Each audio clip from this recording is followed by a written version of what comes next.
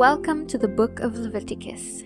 Get your cup of coffee, tea, Milo, or hot cocoa ready, and let the Book of Leviticus begin. The Lord then called to Moses from the tabernacle and said to him, "Give the following instructions to the Israelites. Whenever you present offerings to the Lord, you must bring animals from your flocks and herds.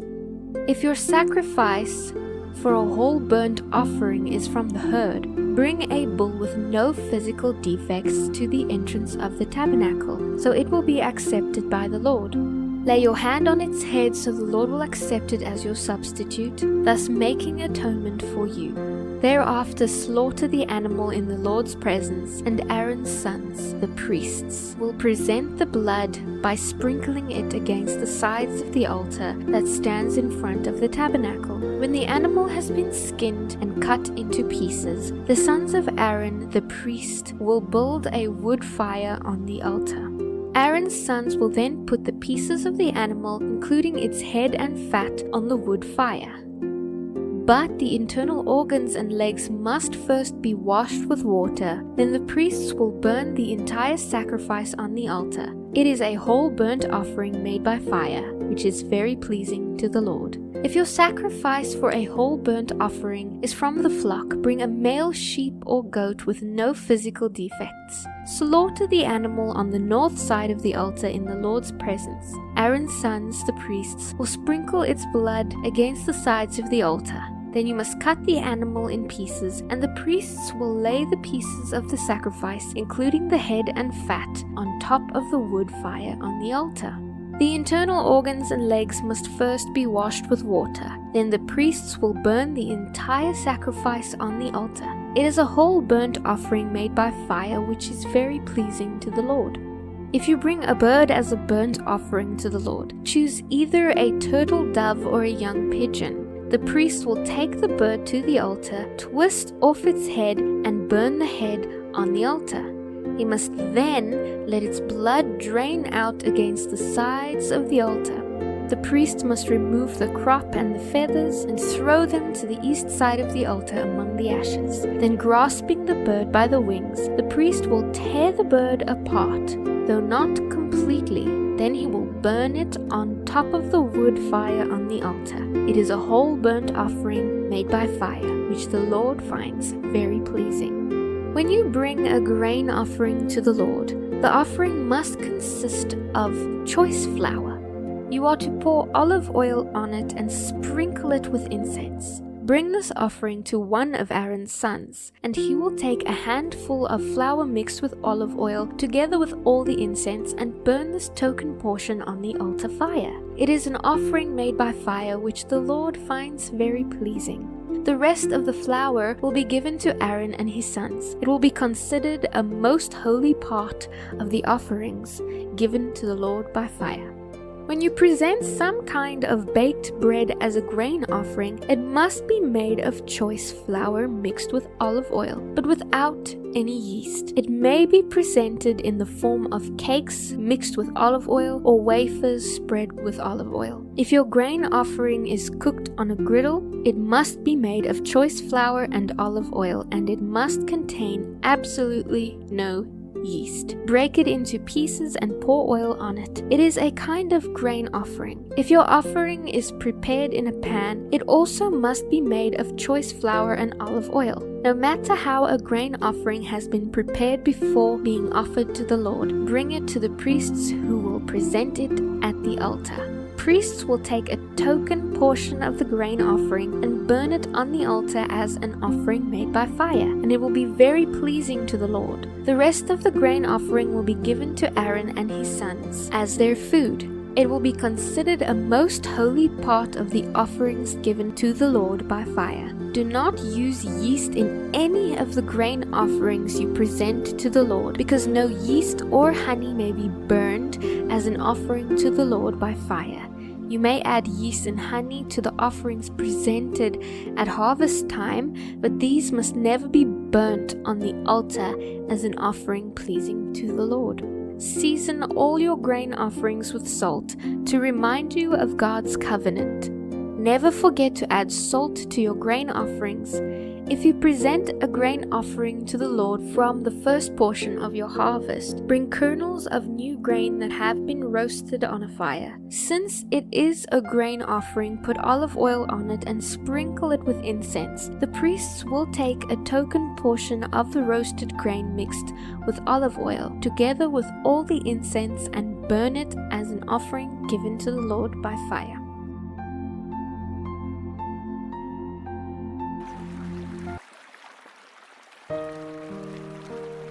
If you want to present a peace offering from the herd, use either a bull or a cow.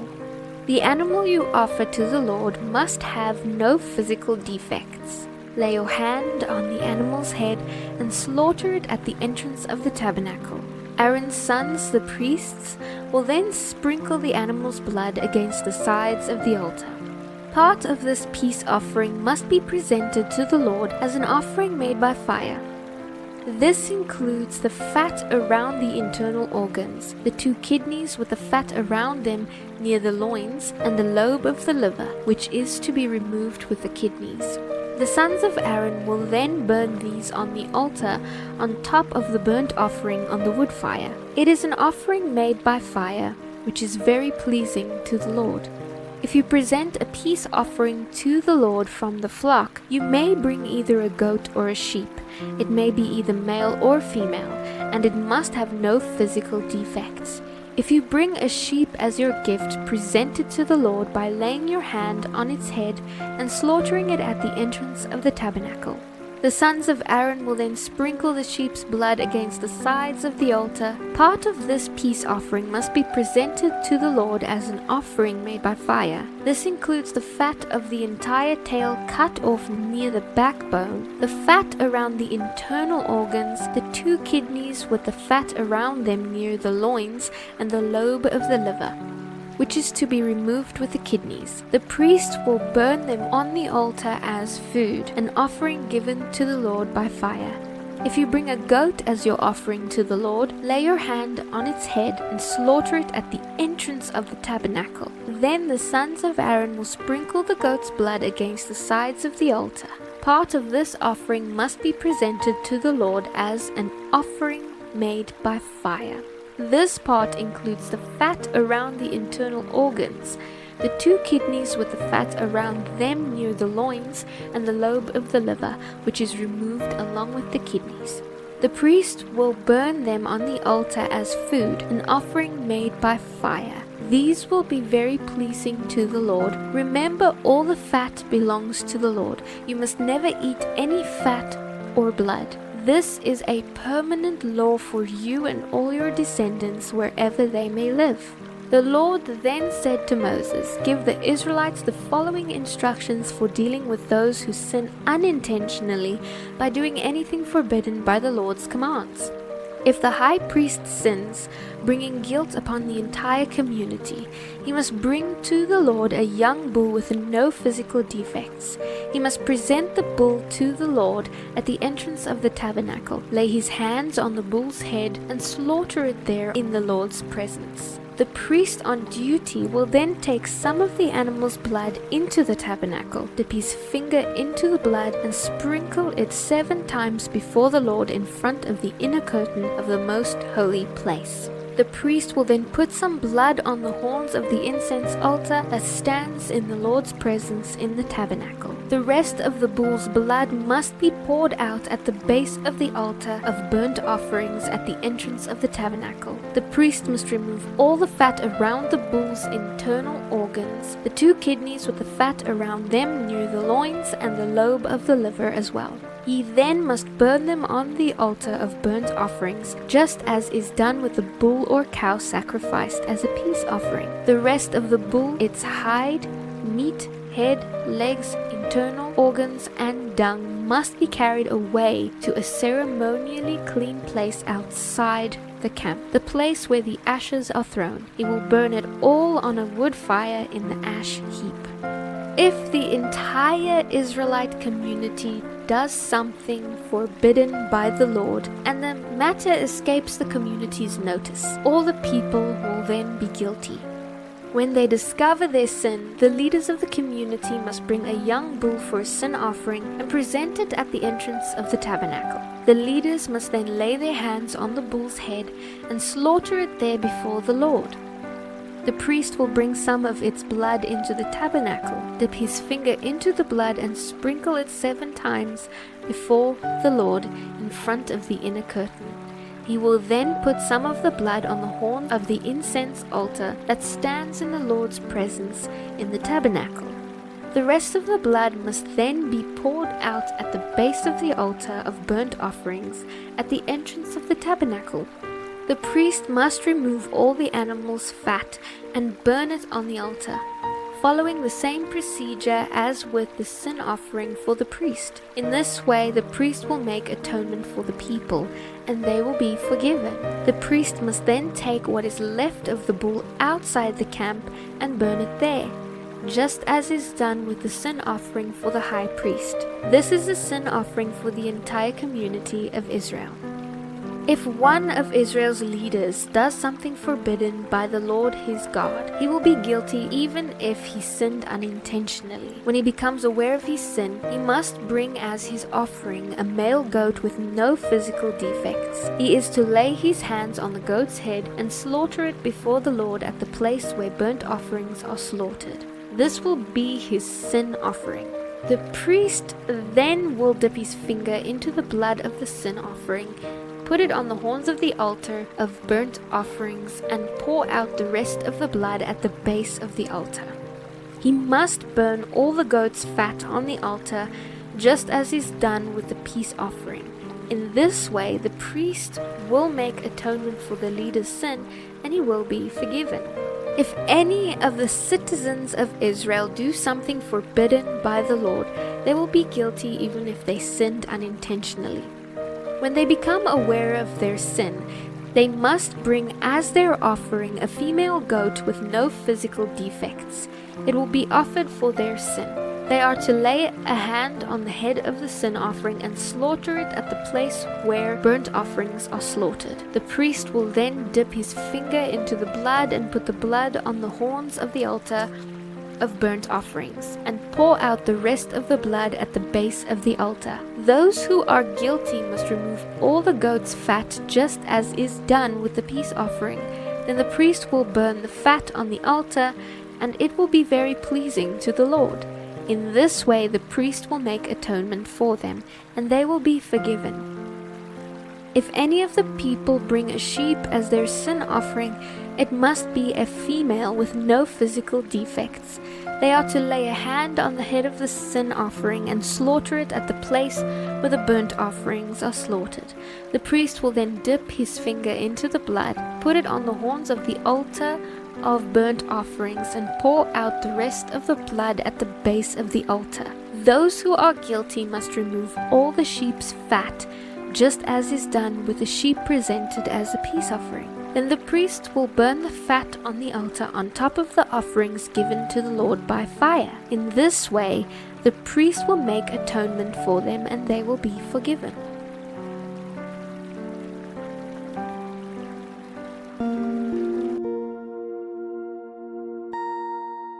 If any of the people are called to testify about something they have witnessed, but they refuse to testify, they will be held responsible and be subject to punishment.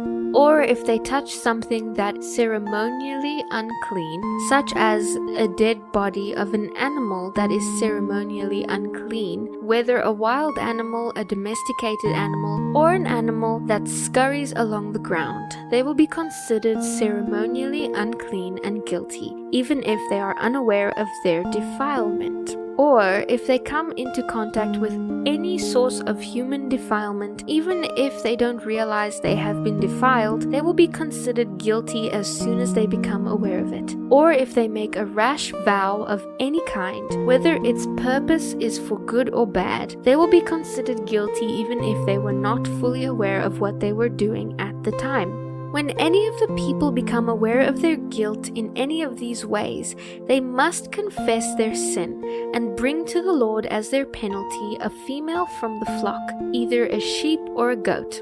This will be a sin offering to remove their sin. and the priest will make atonement for them.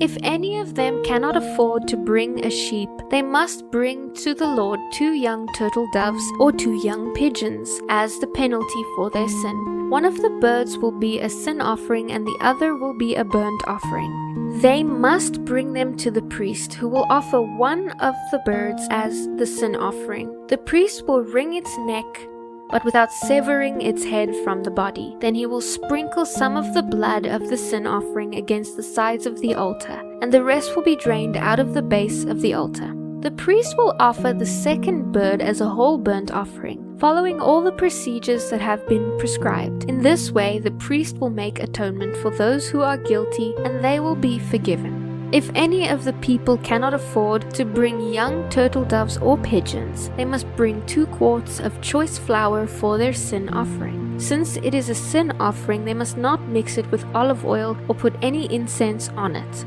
They must take the flour to the priest, who will scoop out a handful as a token portion. He will burn this flour on the altar just like any other offering given to the Lord by fire. This will then be their sin offering.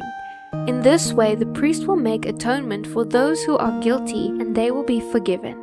The rest of the flour will then belong to the priest, just as with the grain offering. The Lord then said to Moses, "If any of the people sin by unintentionally defiling the Lord's sacred property, they must bring to the Lord a ram from the flock as their guilt offering.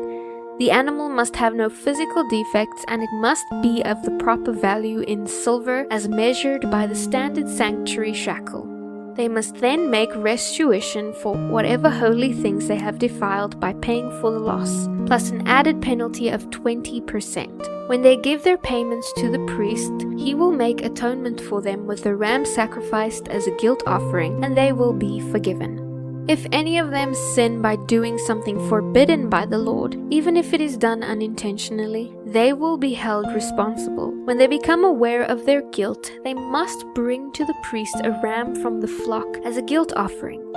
The animal must have no physical defects, and it must be of proper value. In this way, the priest will make atonement for those who are guilty, and they will be forgiven. This is a guilt offering, for they have been guilty of an offense against the Lord." The Lord then continued to say to Moses, "Suppose some of the people sin against the Lord by falsely telling their neighbor that an item entrusted to their safekeeping has been lost or stolen, or suppose they have been dishonest with regard to a security deposit, or they have taken something by theft or extortion. Or suppose they find a lost item and lie about it, or they deny something while under oath, or they commit any other similar sin. They have sinned in any of these ways and are guilty. They must give back whatever they have taken by theft or extortion, whether a security deposit or property entrusted to them, or a lost object that they claimed as their own, or anything gained by swearing falsely. When they realize their guilt, they must restore the principal amount plus a penalty of 20% to the person they have harmed. They must then bring a guilt offering to the priest, who will present it before the Lord. This offering must be a ram with no physical defects or the animal's equivalent value in silver. The priest will then make atonement for them before the Lord, and they will then be forgiven." The Lord continued to tell Moses, "Give Aaron and his sons the following instructions regarding the whole burnt offering. The burnt offering must be left on the altar until the next morning, and the altar fire must be kept burning all night. The next morning, after dressing in his special linen clothing and undergarments, the priest on duty must clean out the ashes of the burnt offering and put them beside the altar. Then he must change back into his normal clothing and carry the ashes outside the camp to a place that is ceremonially clean. Meanwhile, the fire on the altar must be kept burning. It must never go out. Each morning the priest will add fresh wood to the fire and arrange the daily whole burnt offering on it. He must then burn the fat of the peace offering on top of this daily whole burnt offering. Remember, the fire must be kept burning on the altar at all times. It must never go out. These are the instructions regarding the grain offering. Aaron's sons must present this offering to the Lord in front of the altar. The priest on duty will take a handful of choice flour that has been mixed with olive oil and sprinkled with incense. He will burn this token portion on the altar, and it will be very pleasing to the Lord. After burning this handful, the rest of the flour will belong to Aaron and his sons for their food. It must, however, be baked without yeast and eaten in a sacred place within the courtyard of the tabernacle. Remember, this flour may never be prepared with yeast. I have given it to the priests as their share of the offerings presented to me by fire. Like the sin offering and the guilt offering, it is most holy. Any of Aaron's male descendants from generation to generation may eat of the grain offering because it is their regular share of the offerings given to the Lord by fire. Anyone or anything that touches this food will become holy. The Lord continued to say to Moses, "On the day Aaron and his sons are anointed, they must bring to the Lord a grain offering of 2 quarts of choice flour, half to be offered in the morning and half to be offered in the evening. It must be cooked on a griddle with olive oil, and it must be well mixed and broken into pieces. You must present this grain offering, and it will be very pleasing to the Lord." As the sons of the priests replace their fathers, they will be inducted into office by offering the same sacrifice on the day they are anointed. It is the Lord's regular share, and it must be completely burnt up. All such grain offerings of the priests must be entirely burnt up. None of the flour may be eaten. The Lord then said to Moses, "Give Aaron and his sons these further instructions regarding the sin offering. The animal given as a sin offering is most holy and must be slaughtered in the Lord's presence at the place where the burnt offerings are slaughtered. The priest who offers the sacrifice may eat his portion in a sacred place within the courtyard of the tabernacle. Anything or anyone who touches the sacrificial meat will become holy, and if the sacrificial blood splatters anyone's clothing, it must be washed off in a sacred place. If a clay pot is used to boil the sacrificial meat, it must be broken. If a bronze kettle is used, it must be scoured and rinsed thoroughly with water. Only males from a priest's family may eat of this offering, for it is most holy. If, however, the blood of a sin offering has been taken into the tabernacle to make atonement in the holy place for the people's sins, none of that animal's meat may be eaten. It must be completely burnt up."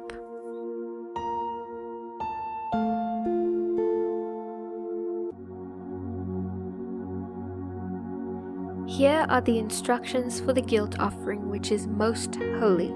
The animal's sacrifice as a guilt offering must be slaughtered where the burnt offerings are slaughtered, and its blood sprinkled against the sides of the altar.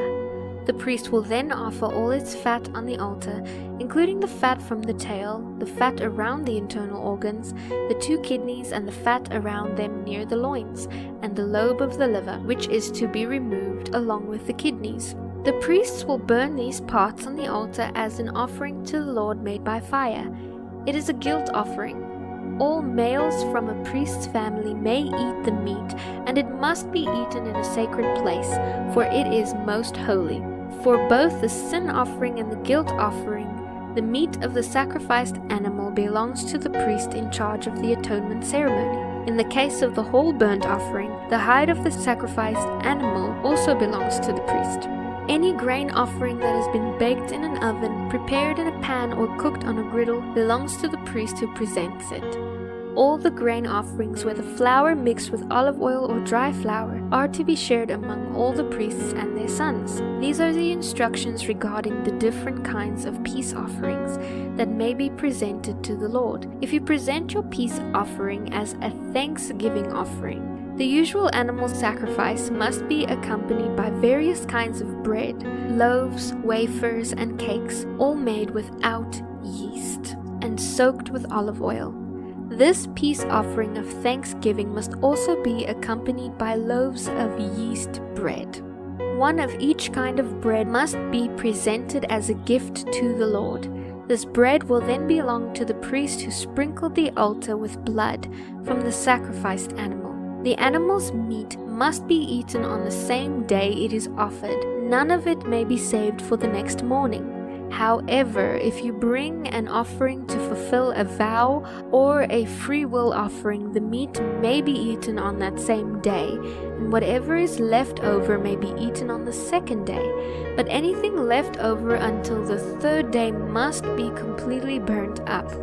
If any of the meat from this peace offering is eaten on the third day, it will not be accepted by the Lord. It will have no value as a sacrifice, and you will receive no credit for bringing it as an offering. By then, the meat will be contaminated if you eat it.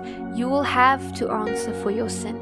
Meat that touches anything ceremonially unclean may not be eaten. It must be completely burnt up. And as for meat that may be eaten, it may only be eaten by people who are ceremonially clean. Anyone who is ceremonially unclean but eats meat from a peace offering that was presented to the Lord must be cut off from the community. If anyone touches anything that is unclean, whether it is human defilement or an unclean animal, and then eats meat from the Lord's sacrifices, that person must be cut off from the community. The Lord then said to Moses, "Give the Israelites these instructions. You must never eat fat, whether from oxen, sheep, or goats. The fat of an animal found dead or killed by a wild animal may never be eaten, though it may be used for any other purpose. Anyone who eats fat from an offering given to the Lord by fire must be cut off from the community. Even in your homes, you must never eat the blood of any bird or animal. Anyone who eats blood must be cut off from the community." The Lord then said to Moses, "Give these further instructions to the Israelites. When you present a peace offering to the Lord, bring part of it as a special gift to the Lord. Present it to him with your own hands as an offering, given to the Lord by fire. Bring the fat of the animal together with the breast and present it to the Lord by lifting it up before him. Then the priest will burn the fat on the altar, but the breast will belong to Aaron and his sons. You are to give the right thigh of your peace offering to the priest as a gift. The right thigh must always be given to the priest who sprinkles the blood and offers the fat of the peace offering. For I have designated the breast and the right thigh for the priests. It is their regular share of the peace offerings brought by the Israelites. This is their share. It has been set apart for Aaron and his descendants from the offerings given to the Lord by fire, from the first time they were appointed to serve the Lord as priests.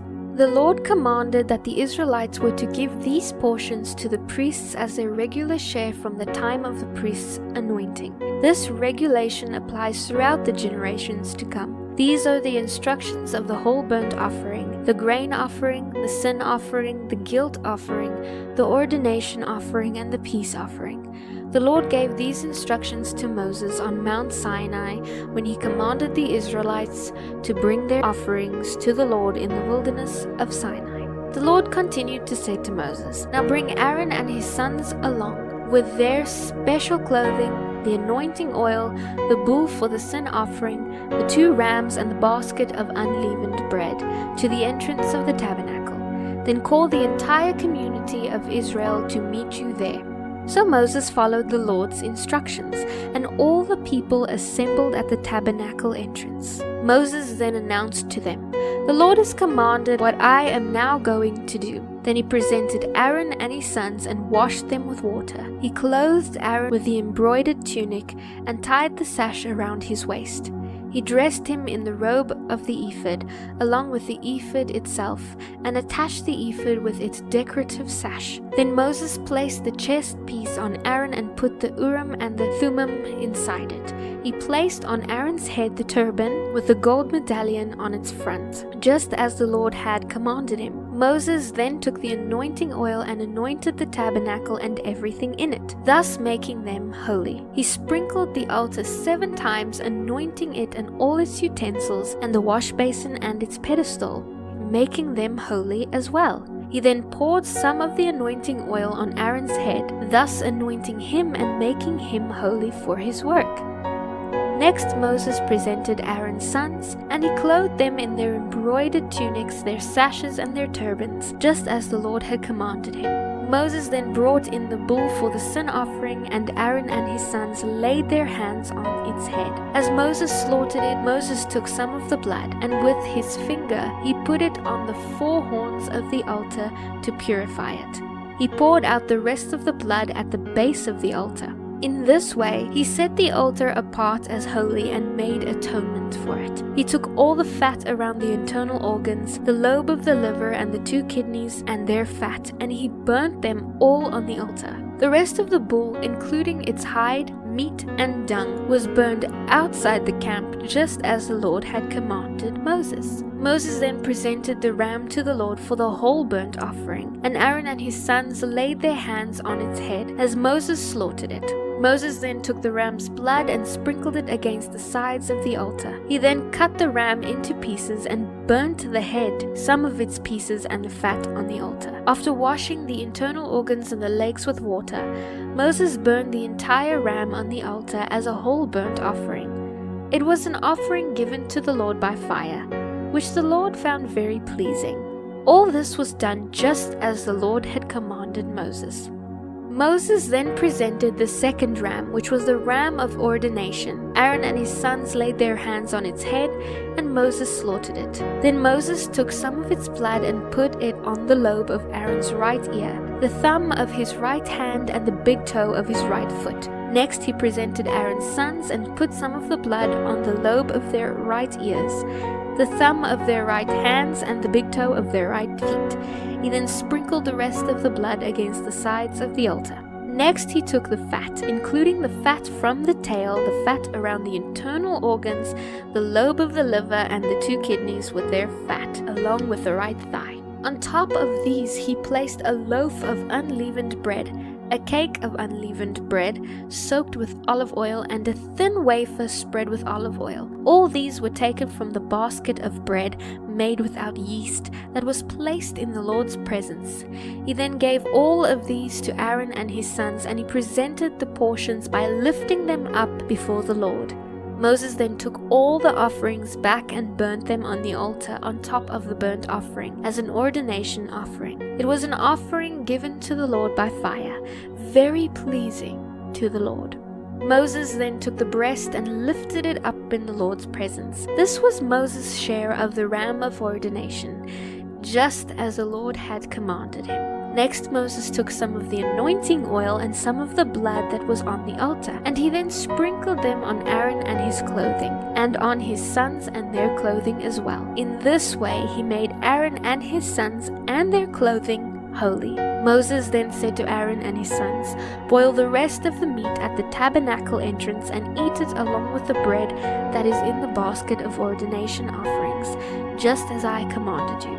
Any meat or bread that is left over must then be burned up. Do not leave the tabernacle entrance for 7 days, for that is the time it will take to complete the ordination ceremony. What has been done today was commanded by the Lord in order to make atonement for you. Remember, you must stay at the entrance of the tabernacle day and night for 7 days, doing everything the Lord requires. If you fail in this, you will die. This is what the Lord has said." So Aaron and his sons did everything the Lord had commanded through Moses.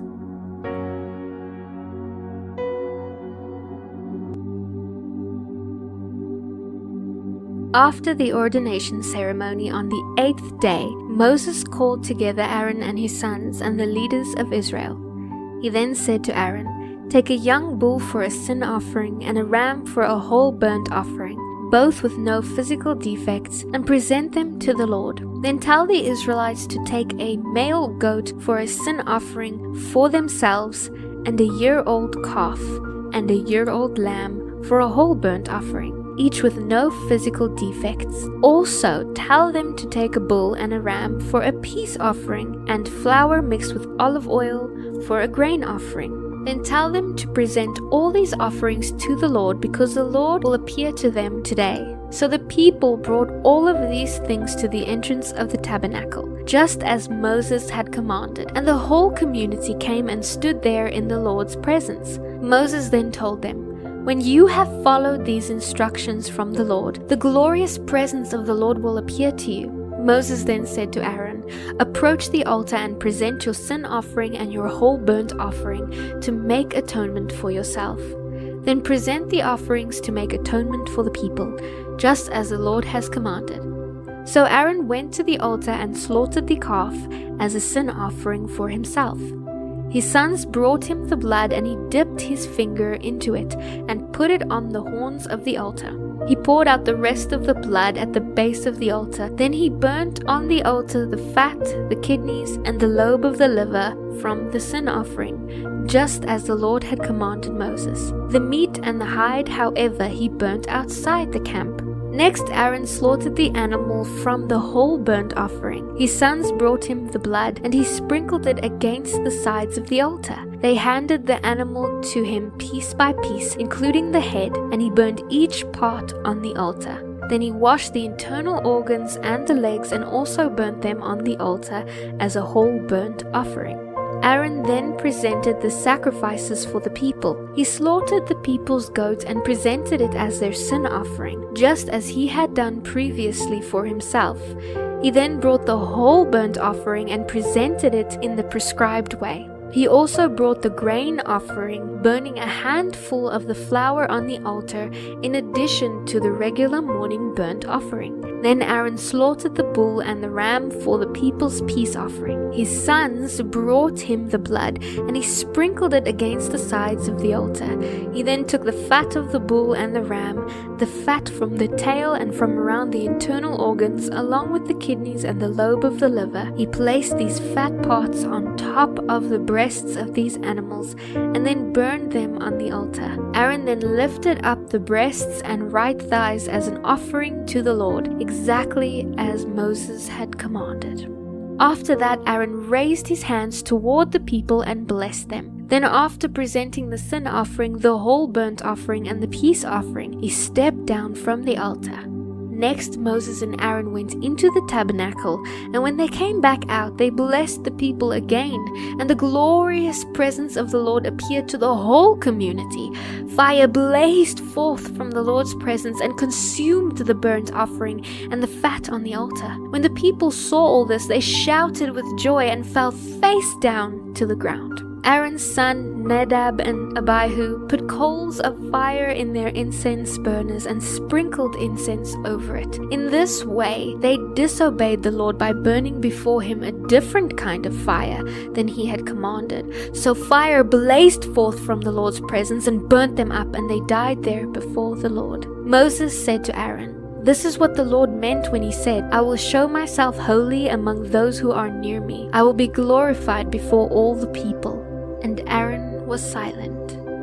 Then Moses called for Aaron's cousins. He said to them, "Come and carry the bodies of your relatives away from the sanctuary to a place outside the camp." So they came forward and carried them out of the camp by their tunics, as Moses had commanded. Then Moses said to Aaron and his sons Eleazar and Ithamar, "Do not mourn by letting your hair hang loose or by tearing your clothes. If you do, you will die, and the Lord will be angry with the whole community of Israel.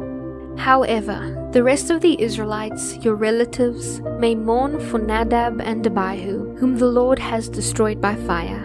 But you are not to leave the entrance of the tabernacle under penalty of death, for the anointing oil of the Lord is upon you." So they did as Moses commanded. The Lord then said to Aaron, "You and your descendants must never drink wine or any other alcoholic drink before going into the tabernacle.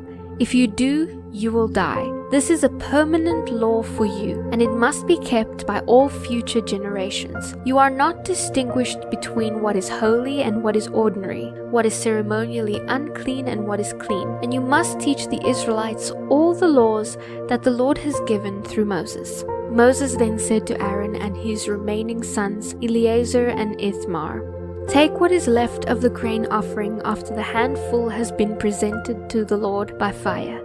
Make sure there is no yeast in it, and eat it beside the altar, for it is most holy. It must be eaten in a sacred place, for it has been given to you and your descendants as your regular share of the offerings given to the Lord by fire. These are the commands I have been given. And the breast and thigh that were lifted up may be eaten in any place that is ceremonially clean. These parts have been given to you and your sons and daughters as your regular share of the peace offerings presented by the Lord of Israel. The thigh and breast that are lifted up must be lifted up to the Lord along with the fat of the offerings given by fire. Then they will belong to you and your descendants forever, just as the Lord had commanded. When Moses demanded to know what had happened to the goat of the sin offering, he discovered that it had been burnt up. As a result, he became very angry with Eleazar and Ithamar, Aaron's remaining sons. "Why didn't you eat the sin offering in the sanctuary area?" he demanded. "It is a holy offering. It was given to you for removing the guilt of the community and for making atonement for the people before the Lord. Since the animal's blood was not taken into the holy place, you should have eaten the meat in the sanctuary area as I ordered you." Aaron then answered Moses on behalf of his sons. "Today my sons presented both their sin offering and their burnt offering to the Lord," he said. "This kind of thing has also happened to me. Would the Lord have approved if I had eaten the sin offering today?" And when Moses heard this, he approved. Then the Lord said to Moses and Aaron, "Give the following instructions to the Israelites. The animals you may use for food include those that have completely divided hooves and chew the cud. You may not, however, eat the animals named here, because they either have split hooves or chew the cud, but not both. The camel may not be eaten, for though it chews the cud, it does not have split hooves. The same is true of the rock badger and the hare, so they also may never be eaten. And the pig may not be eaten as well, for though it has split hooves, it does not chew the cud.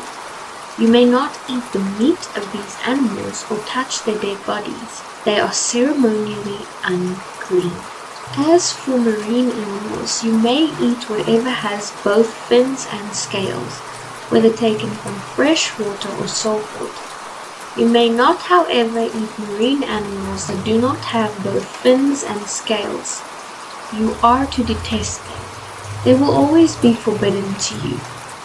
You must never eat their meat or even touch their dead bodies. I repeat, any marine animal that does not have both fins and scales is strictly forbidden to you. These are the birds you must never eat, because they are detestable for you: the eagle, the vulture, the osprey, the buzzard, kites of all kinds, ravens of all kinds, the ostrich, the nighthawk, the seagull, hawks of all kinds, the little owl, the cormorant, the great owl, the white owl, the pelican, the carrion vulture, the stork, herons of all kinds, the hoopoe, and the bat. You are to consider detestable all swarming insects that walk along the ground. However, there are some exceptions that you may eat. These include insects that jump with their hind legs, locusts of all varieties, crickets, bulb locusts, and grasshoppers. All these may be eaten, but you are to consider detestable all other swarming insects that walk or crawl. The following creatures make you ceremonially unclean. If you touch any of their dead bodies, you will be defiled until evening. If you move the dead body of an unclean animal, you must immediately wash your clothes, and you will remain defiled until evening. Any animal that has divided but unsplit hooves, or that does not chew the cud, is unclean for you. If you touch the dead body of such an animal, you will be defiled until evening. Of the animals that walk on all fours, those that have paws are unclean for you. If you touch the dead body of such an animal, you will also be defiled until evening. If you pick up and move its carcass, you must immediately wash your clothes, and you will remain defiled until evening. When it comes to small animals that scurry or creep on the ground, these are unclean for you: the mole, the mouse, the great lizard of all varieties, the gecko, the monitor lizard, the common lizard, the sand lizard, and the chameleon as well. All these small animals are unclean when it comes to you. If you touch the dead body of such an animal, you will be defiled until evening. If such an animal dies and falls on something, that object, whatever its use, will be unclean. This is true whether the object is made of wood, cloth, leather, or sackcloth. It must be put into water, and it will remain defiled until evening. After that, it will be ceremonially clean and then may be used again. If such an animal dies and falls into a clay pot, everything in the pot be defiled, and the pot must be smashed. If the water used to cleanse an unclean object touches any food, all of that food will be defiled, and any beverage that is in such an unclean container will be defiled as well. Any object on which the dead body of such an animal falls will be defiled as well. If it is a clay oven or a cooking pot, it must be smashed to pieces. It has become defiled and it will remain there.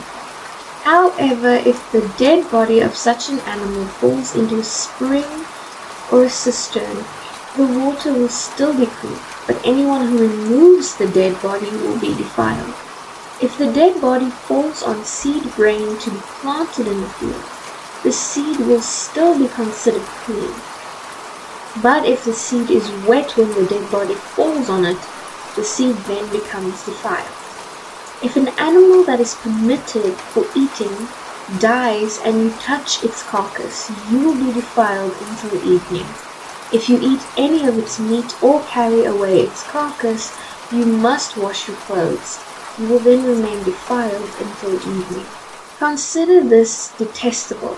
Any animal that scurries along the ground may never be eaten. This includes all animals that slither along on their bellies, as well as those with 4 legs and those with many feet. All such animals are to be considered detestable. Never defile yourselves by touching such animals. After all, I, the Lord, am your God. You must be holy, because I am holy. So do not defile yourselves by touching any of these animals that scurry along the ground. I, the Lord, am the one who brought you up from the land of Egypt to be your God. You must therefore be holy, because I am holy. These are the instructions regarding the land animals, the birds, and all the living things that move through the water or swarm over the earth, so that you can distinguish between what is unclean and may not be eaten, and what is clean and may be eaten. The Lord then said to Moses, "Give these instructions to the Israelites. When a woman becomes pregnant and gives birth to a son, she will be ceremonially unclean for 7 days, just as she is defiled during her menstrual period. On the 8th day the boy must be circumcised.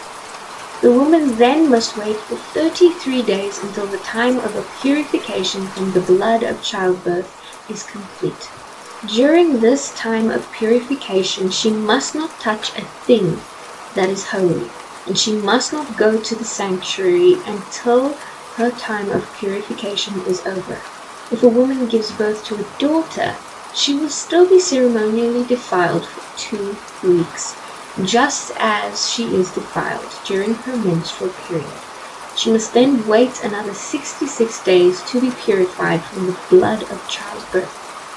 When the time of purification is completed, for either a son or daughter, the woman must bring a year-old lamb for a whole burnt offering and a young pigeon or a turtle dove for a purification offering.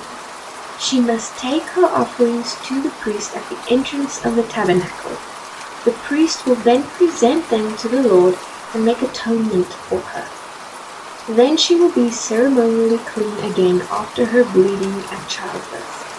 These are the instructions to be followed after the birth of a son or a daughter. If a woman cannot afford to bring a sheep, she must then bring 2 turtle doves or 2 young pigeons. One will be for a whole burnt offering and the other for the purification offering. The priest will then sacrifice them. thus making atonement for her, and she will be ceremonially clean.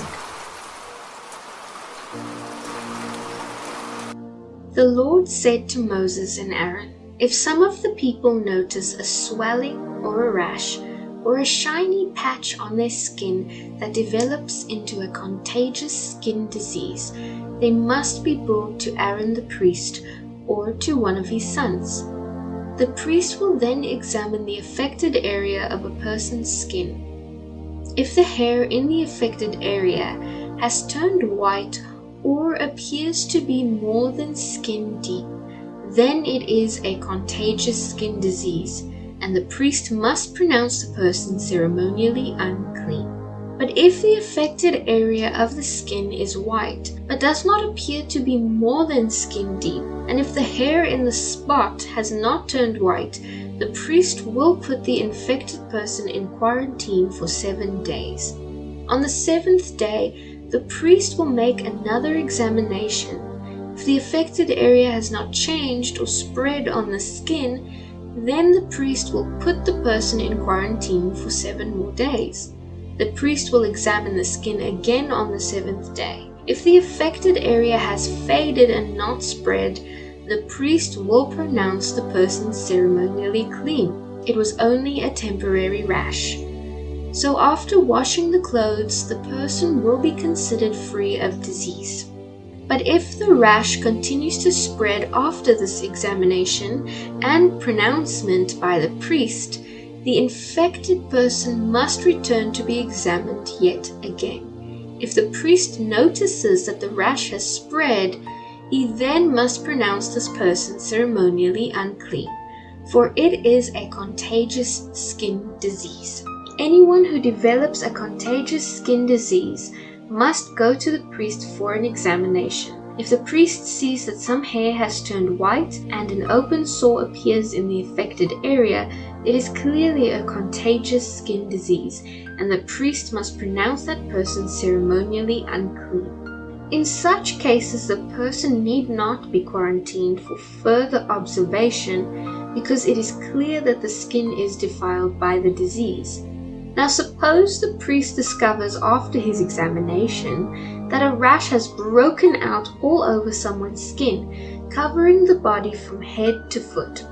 In such cases, the priest must examine the infected person to see if the disease covers the entire body. If it does, he will pronounce the person ceremonially clean because the skin has turned completely white.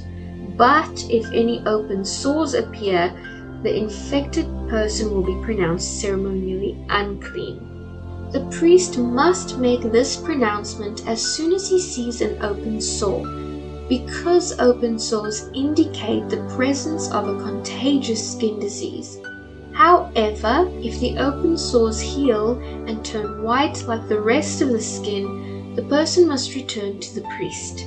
If after another examination, the affected areas have indeed turned completely white, then the priest will pronounce the person ceremonially clean. If anyone has had a boil on the skin that has started to heal, but a white swelling or a rash white spot remains in its place, that person must go to the priest to be examined. If the priest finds the disease to be more than skin deep, and if the hair is in fact affected and has turned white, then the priest must pronounce that person ceremonially unclean.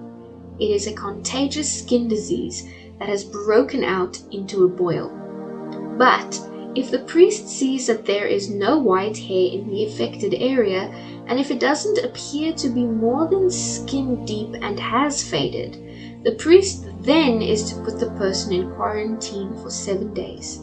If during that time the affected area spreads on the skin, the priest must pronounce the person ceremonially unclean because it is a contagious skin disease. But if the area grows no larger and doesn't spread, it is merely the scar from the boil, and the priest will pronounce that person ceremonially clean. If anyone has suffered a burn on the skin and the burned area changes color, becoming either a shiny reddish white or just white. Then the priest must examine it. If the hair in the affected area turns white and the problem appears to be more than skin deep, a contagious skin disease has broken out within the burn. The priest then must pronounce that person ceremonially unclean, for it is clearly a contagious skin disease. But if the priest discovers that there is no white hair in the affected area and the problem appears to be no more than skin deep and has faded, the priest then is to put the infected person in quarantine for 7 days. If at the end of that time the affected area has spread on the skin, the priest must pronounce that person ceremonially unclean, for it is clearly a contagious skin disease. But if the affected area has not moved or spread on the skin and has faded, it is simply a scar from the burn. The priest must then pronounce the person ceremonially clean. If anyone, whether male or female, has an open sore on the head or the chin, the priest must examine the infection. If it appears to be more than skin deep and fine yellow hair is found in the affected area, the priest must pronounce the infected person ceremonially unclean. The infection is a contagious skin disease of the head or chin. However, if the priest's examination reveals that the infection is only skin deep and there is no black hair in the affected area, he then must put the person in quarantine for 7 days. If at the end of that time the affected area has not spread and no yellow hair has appeared, and if the infection does not appear to be more than skin deep, the infected person must shave off all hair except the hair on the affected area.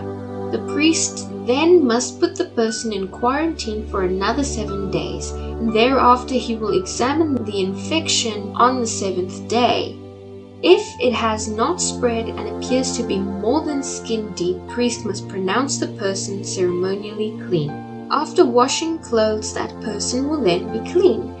If the infection begins to spread after the person is pronounced clean, the priest must do another examination. If the infection has spread, he must pronounce the infected person ceremonially unclean, even without checking for yellow hair. But if it appears that the infection has stopped spreading and black hair has grown in the affected area, the infection then has healed. The priest will then pronounce the infected person ceremonially clean. If anyone, whether man or woman, has shiny white patches on the skin, the priest must examine the affected area. If the patch is only a pale white, this is a harmless skin rash, and the person is ceremonially clean. If a man loses his hair and his head becomes bald, he is still ceremonially clean. And if he loses hair on his forehead, he simply has a bald forehead. He is still clean. However, if a reddish white infection appears on the front or the back of his head, this is a contagious skin disease. The priest must examine him, and if he finds swelling around the reddish white sore, the man is infected with a contagious skin disease and is unclean. The priest then must pronounce him ceremonially unclean due to the infection. Those who suffer from any contagious skin disease must tear their clothing and allow their hair to hang loose. Then as they go from place to place, they must cover their mouth and call out, "Unclean, unclean." As long as the disease lasts, they will be ceremonially unclean and must live in isolation outside the camp. Now suppose an infectious mildew contaminates some woolen or linen clothing, some woolen or linen fabric, the hide of an animal, or anything made of leather. If the affected area in the clothing, the animal hide, the fabric, or the leather has turned bright green or a reddish color, it is contaminated with an infectious mildew and must be taken to the priest to be examined. After examining the affected spot, the priest will put it away for 7 days. On the 7th day, the priest must inspect it again. If the affected area has spread, the material is clearly contaminated by an infectious mildew and is unclean. The priest must then burn the linen or wool clothing or the piece of leather because it has been contaminated by an infectious mildew. It must be completely destroyed by fire. But if the priest examines it again and the affected spot has not spread in the clothing, the fabric, or the leather, the priest will order the contaminated object to be washed and then isolated for 7 more days. The priest then must inspect the object again. If he sees that the infected area has not changed appearance after being washed, even if it did not spread, the object is defiled. It must be completely burnt up, whether it is contaminated on the inside or the outside. But if the priest sees that the affected area has faded after being washed, he is to cut the spot from the clothing, the fabric, or the leather. If the spot reappears at a later time, however, the mildew is clearly spreading, and the contaminated object must be burnt up. But if the spot disappears after the object is washed, it must be washed yet again. Then it will be ceremonially clean. These are the instructions for dealing with infectious mildew in woolen or linen clothing or fabric, or in anything made of leather. This is how the priest will determine whether these things are ceremonially clean or unclean. And the Lord said to Moses, the following instructions must be followed by those seeking purification from a contagious skin disease. Those who have been healed must be brought to the priest, who will examine them at a place outside the camp. If the priest finds that someone has been healed of the skin disease, he will perform a purification ceremony using 2 wild birds of a kind permitted for food, along with some cedar wood, a scarlet cloth, and a hyssop branch. The priest will order one of the birds to be slaughtered over a clay pot that is filled with fresh spring water. He will then dip the living bird along with the cedar wood in scarlet cloth and the hyssop branch into the blood of the slaughtered bird. The priest will also sprinkle the dead bird's blood 7 times over the person being purified, and the priest will pronounce that person to be ceremonially clean. At the end of the ceremony, the priest will set the living bird free so it can fly away into the open fields. The people being purified must complete the cleansing ceremony by washing their clothes, shaving off all their hair, and bathing themselves in water. They then will be ceremonially clean and may return to live inside the camp. However, they must still remain outside their tents for 7 days. On the 7th day, they must again shave all of their hair, including the hair of the beard and eyebrows, and wash their clothes and bathe themselves in water. They then will be pronounced ceremonially clean. On the next day, which will be the 8th day, each person cured of the skin disease must bring 2 male lambs and 1 female year-old lamb, and no physical defects, along with 5 quarts of choice flour mixed with olive oil and 3/5 of a pint of olive oil. Then the officiating priest will present that person for cleansing, along with the offerings, before the Lord at the entrance of the tabernacle. The priest will take one of the lambs and the olive oil and offer them as a guilt offering by the lifting of the lamb up before the Lord. He will then slaughter the lamb there in the sacred area at the place where sin offerings and burnt offerings are slaughtered. As with the sin offering, the guilt offering will be given to the priest. It is a most holy offering.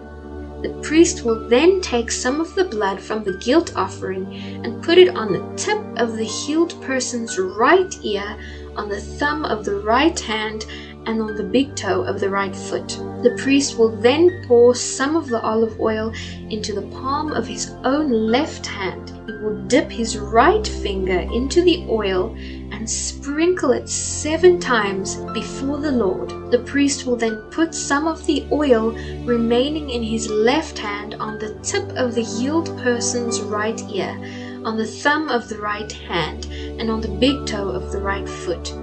In addition to the blood of the guilt offering, the oil remaining in the priest's hand will then be poured over the healed person's head. In this way, the priest will make atonement before the Lord for the person being cleansed. Then the priest must offer the sin offering and again perform the atonement ceremony for the person cured of a skin disease. After that, the priest will slaughter the whole burnt offering and offer it on the altar along with the grain offering. In this way, the priest will make atonement for the person being cleansed, and the healed person will be ceremonially clean. But anyone who cannot afford 2 lambs must bring 1 male lamb for a guilt offering along with 2 quarts of choice flour mixed with olive oil as a grain offering and 3/5 of a pint of olive oil. The guilt offering will be presented by lifting it up, thus making atonement for the person being cleansed. The person being cleansed must also bring the 2 turtle doves or 2 young pigeons, whichever the person can afford. 1 of the pair must be used for a sin offering and the other for a whole burnt offering. On the 8th day, the person being cleansed must bring the offerings to the priest for the cleansing ceremony to be performed in the Lord's presence at the tabernacle entrance. The priest will take the lamb for the guilt offering along with the olive oil and lift them up before the Lord as an offering to him. The priest will then slaughter the lamb for the guilt offering and put some of its blood on the tip of the person's right ear, on the thumb of the right hand, and on the big toe of the right foot. The priest will also pour some of the olive oil into the palm of his own left hand. He will dip his right finger into the oil and sprinkle some of it 7 times before the Lord. The priest will then put some olive oil from his hand on the lobe of the person's right ear, on the thumb of the right hand, and on the big toe of the right foot, in addition to the blood of the guilt offering. The oil that is still in the priest's hand will then be poured over the person's head. In this way, the priest will make atonement for the person being cleansed. The priest will then offer the 2 turtle doves or the 2 young pigeons, whichever the person was able to afford. 1 of them is for a sin offering and the other for a whole burnt offering, to be presented along with the grain offering. In this way, the priest will make atonement before the Lord for the person being cleansed. These are the instructions for cleansing those who have recovered from a contagious skin disease, but who cannot afford to bring the sacrifices normally required for the ceremony of cleansing. The Lord then said to Moses and Aaron, "When you arrive in Canaan, the land I am giving you as an inheritance, I may contaminate some of your houses with an infectious mildew. The owner of such a house must then go to the priest and say, 'It looks like my house has some kind of disease.' Before the priest examines the house, he must have the house emptied so that everything inside will not be pronounced unclean. The priest then will go in and inspect the house. If he finds bright green or reddish streaks on the walls of the house, and the contamination appears to go deeper than the wall surface, he will leave the house and lock it up for 7 days. On the 7th day, the priest must return for another inspection. If the mildew on the walls of the house has spread, the priest must order that the stones from those areas be removed. The contaminated material will then be thrown into an area outside the town designated as ceremonially unclean. Next, inside the walls of the entire house must be scraped thoroughly, and the scrapings must be dumped into the unclean place outside the town. Other stones will be brought in to replace the ones that were removed, and the walls will be replastered. But if the mildew reappears after these things have been done, the priest must return and inspect the house again. If he sees that the affected areas have spread, the walls are clearly contaminated with an infectious mildew, and the house is defiled. It must be torn down, and all its stones, timbers, and plaster must be carried out of the town to the place designated as ceremonially unclean. Anyone who enters the house while it is closed will be considered ceremonially unclean until evening. All who sleep in the house must wash their clothing. But if the priest returns for his inspection and finds that the affected areas have not reappeared after the fresh plastering, then he will pronounce the house clean, because the infectious mildew is clearly gone. To purify the house, the priest will need 2 birds, some cedar wood, a scarlet cloth, and a hyssop branch. He will then slaughter one of the birds over a clay pot that is filled with fresh spring water. He will then dip the cedar wood, the hyssop branch, the scarlet cloth, and the living bird into the blood of the slaughtered bird, and he will sprinkle the house 7 times.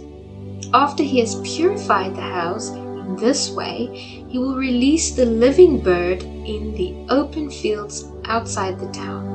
In this way, the priest will make atonement for the house, and it will be ceremonially clean. These are the instructions for dealing with the various kinds of contagious skin disease and infectious mildew, whether in clothing, in a house, in a swollen area of skin, in a skin rash, or in a shiny patch of skin. These instructions must be followed when dealing with any contagious skin disease or infectious mildew to determine when something is ceremonially clean or unclean.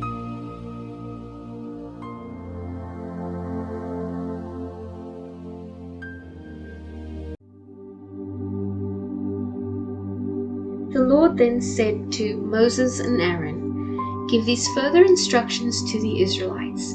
Any man who has a genital discharge is ceremonially unclean because of it. This defilement applies whether the discharge continues or is stopped. In either case, the man is unclean. Any bedding on which he lies and anything on which he sits will be defiled. So if you touch the man's bedding, you will be required to wash your clothes and bathe in water, and you will remain ceremonially defiled until evening. If you happen to sit where the man with the discharge has sat, you will be required to wash your clothes and bathe in water. You will then remain defiled until evening. The same instructions apply if you touch the man who has the unclean discharge, and if he spits on you, you must undergo the same procedure. Any blanket on which the man rides will be defiled. If you touch or carry anything that was under him, you will be required to wash your clothes and bathe in water, and you will remain defiled until evening. If the man touches you without first rinsing his hands, you will then be required to wash your clothes and bathe in water, and you will remain defiled until evening.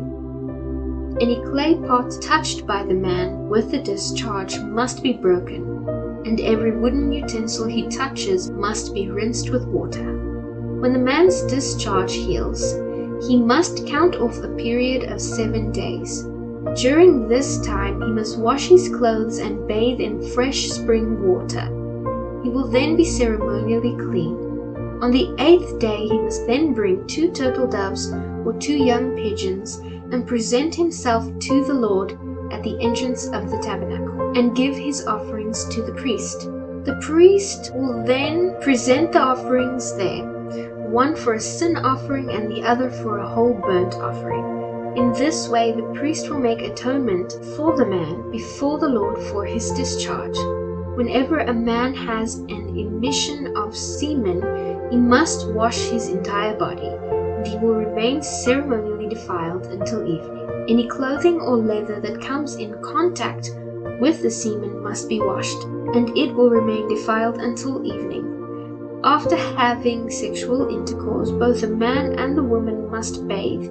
They will remain defiled until evening. Whenever a woman has her menstrual period, she will be ceremonially unclean for 7 days. If you touch her during that time, you will be defiled until evening. Anything on which she lies or sits during that time will be defiled. If you touch her bed, you must wash your clothes and bathe in water, and you will be defiled until evening. The same applies if you touch an object on which she sits, whether it is her bedding or any piece of furniture. If a man has sexual intercourse with her during this time, her menstrual impurity will be transmitted to him. He will remain defiled for 7 days, and any bed on which he lies will be defiled. If the menstrual flow of blood continues for many days beyond the normal period, or if she discharges blood unrelated to her menstruation, the woman will be ceremonially unclean as long as the discharge continues. Anything on which she lies or sits during that time will be defiled, just as it would be during her normal menstrual period. If you touch her bed, or anything on which she sits, you will be defiled as well. You will be required to wash your clothes and bathe in water, and you will remain defiled until evening. When the woman's menstrual discharge stops, she must count off a period of 7 days. After that, she will be ceremonially clean. On the 8th day, she must bring 2 turtle doves or 2 young pigeons and present them to the priest at the entrance of the tabernacle. The priest will offer one for a sin offering and the other for a whole burnt offering. In this way, the priest will make atonement for her before the Lord for her menstrual discharge. In this way, you will keep the people of Israel separate from things that will defile them, so they will not die as a result of defiling my tabernacle that is right there among them. These are the instructions for dealing with a man who has been defiled by a genital discharge or an emission of semen, for dealing with a woman during her monthly menstrual period, for dealing with anyone, man or woman, who has had a bodily discharge of any kind, and for dealing with a man who has had intercourse with a woman during her period. The Lord continued to speak to Moses after the death of Aaron's 2 sons, who died when they burnt a different kind of fire than the Lord had commanded. The Lord then continued to say, "Warn your brother Aaron not to enter the most holy place behind the inner curtain whenever he chooses. The penalty for instruction is death. For the ark's cover, the place of atonement, is there, and I myself am present in the cloud over the atonement cover. When Aaron enters the sanctuary area, he must follow these instructions fully. He must bring a young bull for a sin offering and a ram for a whole burnt offering. He then must wash his entire body, put on his linen tunic and undergarments worn next to his body. He must tie the linen sash around his waist and put the linen turban on his head. These are his sacred garments. The people of Israel must then bring him 2 male goats for a sin offering and a ram for a whole burnt offering. Aaron will present the bull as a sin offering to make atonement for himself and his family. He then must bring the 2 male goats and present them to the Lord at the entrance of the tabernacle. He is to cast sacred lots to determine which goat will be sacred to the Lord and which one will be scapegoat. The goat chosen to be sacrificed to the Lord will be presented by Aaron as a sin offering. The goat chosen to be the scapegoat will be presented to the Lord alive.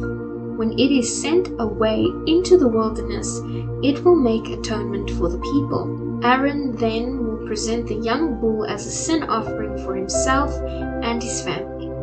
After he has slaughtered his bull for the sin offering, he will fill an incense burner with burning coals from the altar that stands before the Lord. Then, after filling both his hands with fragrant incense, he will carry the burner and incense behind the inner curtain. There, in the Lord's presence, he will put the incense on the burning coals so that a cloud of incense will rise over the ark's cover, the place of atonement, that rests on the ark of the covenant.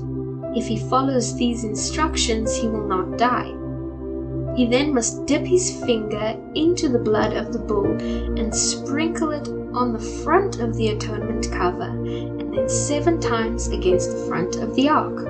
Aaron then must slaughter the goat as a sin offering for the people and bring its blood behind the inner curtain. There he will sprinkle the blood on the atonement cover and against the front of the ark, just as he did with the bull's blood. In this way he will make atonement for the most holy place, and he will do the same for the entire tabernacle, because of the defiling sin and rebellion of the Israelites. No one else is allowed inside the tabernacle while Aaron goes in to make the atonement for the most holy place. No one may enter until he comes out again after making atonement for himself, his family, and all the Israelites. Aaron will then go out to make atonement for the altar that stands before the Lord by smearing some of the blood from the bull and the goat on each of the altar's horns. He then must dip his finger into the blood and sprinkle it 7 times over the altar. In this way, he will cleanse it from Israel's defilement and return it to its former holiness. When Aaron has finished making atonement for the most holy place, the tabernacle, and the altar, he must bring the living goat forward. He is to lay both of his hands on the goat's head and confess over it all the sins and rebellion of the Israelites. In this way, he will lay the people's sins on the head of the goat. Then he will send it out into the wilderness, led by a man chosen for this task. After the man sets it free in the wilderness, the goat will carry all the people's sins upon itself into a desolate land. As Aaron enters the tabernacle, he must take off the linen garments he wore when he entered the most holy place, and he must leave the garments there. He then must bathe his entire body with water in a sacred place, put on his garments, and go out to sacrifice his own whole burnt offering, and the whole burnt offering for the people. In this way, he will make atonement for himself and for the people. He must also burn all the fat of the sin offering on the altar. The man chosen to send the goat out into the wilderness as a scapegoat must wash his clothes and bathe in water. He then may return to camp. The bull and goat given as sin offering, whose blood Aaron brought into the most holy place to make atonement for Israel, will be carried outside the camp to be burned. This includes the animal's hides, the internal organs, and the dung. The man who does the burning must wash his clothes and bathe himself in water before returning to the camp. On the appointed day in early autumn, you must spend the day fasting and not do any work. This is a permanent law for you, and it applies to those who are Israelites by birth, as well as to the foreigners living among you. On this day, atonement will be made for you, and you will be cleansed from all your sins in the Lord's presence. It will be a Sabbath day of total rest, and you will spend the day in fasting. This is a permanent law for you. In future generations, the atonement ceremony will be performed by the anointed high priest, who serves in place of the ancestor Aaron. He will put on the holy linen garments and make atonement for the most holy place, the tabernacle, the altar, the priests, and the entire community. This is a permanent law for you to make atonement for the Israelites once a year. Moses followed all these instructions the Lord had given him.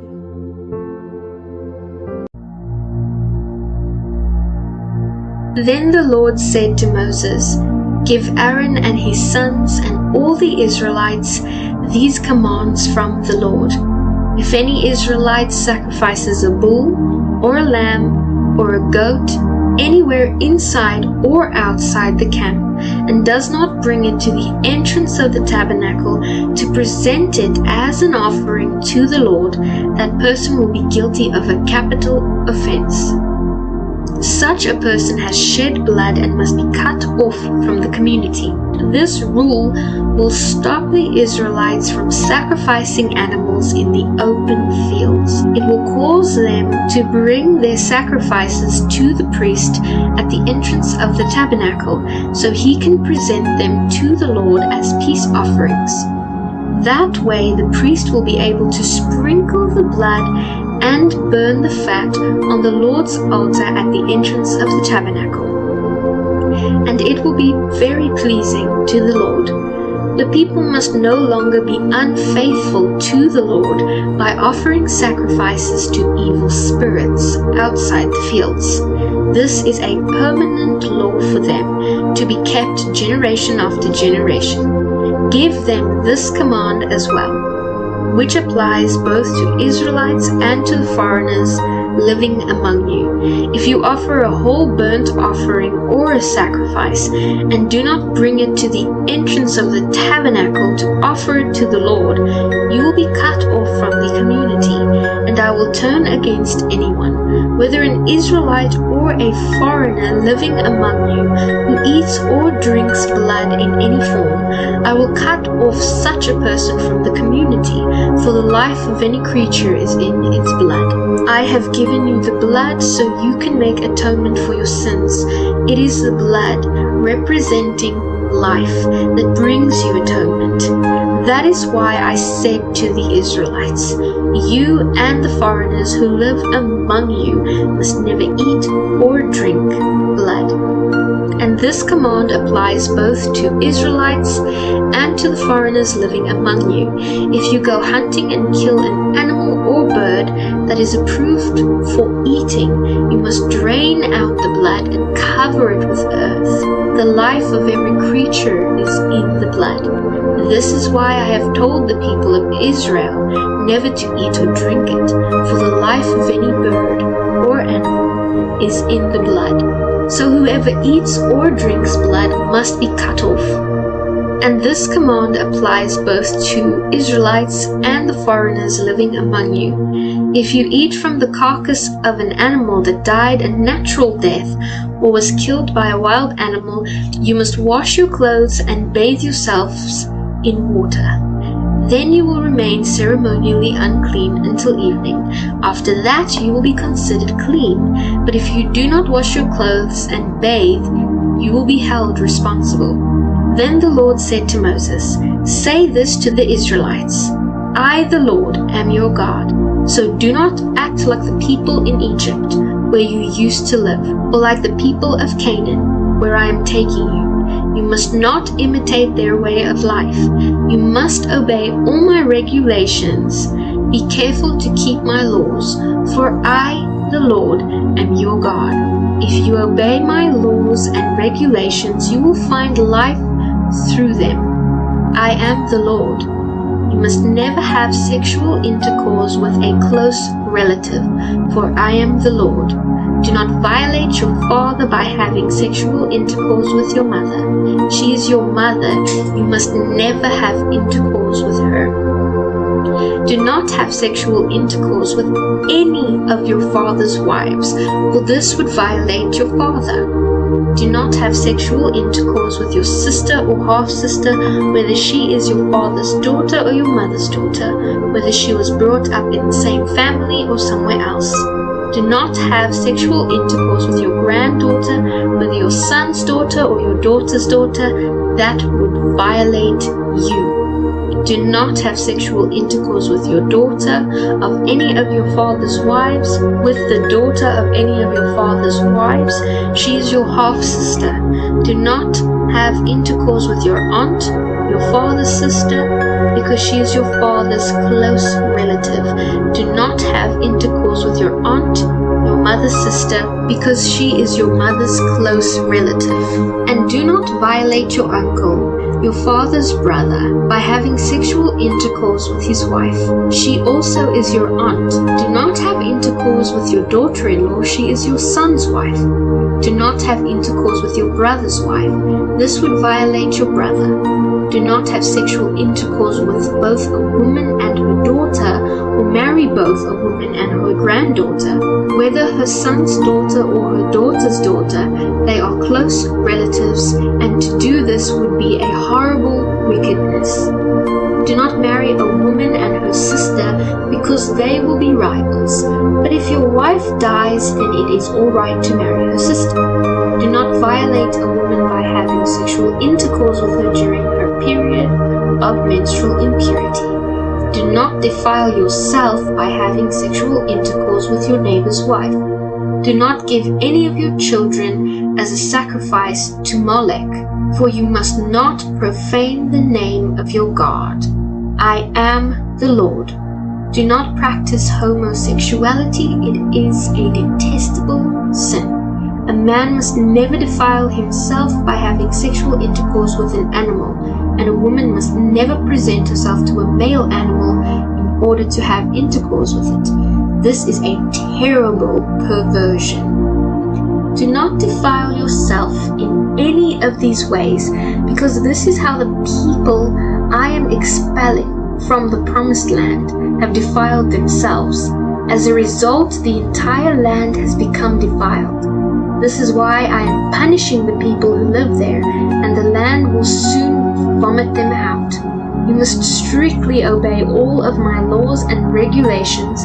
You must not do any of these detestable things. This applies both to you who are Israelites by birth and to the foreigners living among you. All these detestable activities are practiced by the people of the land where I am taking you, and the land has become defiled. Do not give the land a reason to vomit you out for defiling it, as it will vomit out the people who live there. Whoever does any of will be cut off from the Israelite community. So be careful to obey my laws and do not practice any of these detestable activities. Do not defile yourselves by doing any of them, for I, the Lord, am your God.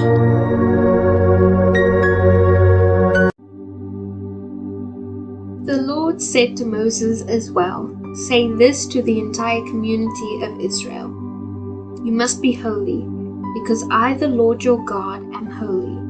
Each of you must show respect for your mother and father, and you must always observe my Sabbath days of rest. For I, the Lord, am your God. Do not put your trust in idols or make gods of metal for yourselves. I, the Lord, am your God. When you sacrifice a peace offering to the Lord, offer it properly so it will be accepted on your behalf. You must eat it on the same day you offer it, or on the next day at the latest. Any leftovers that remain until the third day must be burned. If any of the offering is eaten on the third day, it will be contaminated, and I will not accept it. If you eat it on the third day, you will answer for the sin of profaning and must be cut off from the community. When you harvest your crops, do not harvest the grain along the edges of your fields, and do not pick up what the harvests drop. It is the same with your grape crop.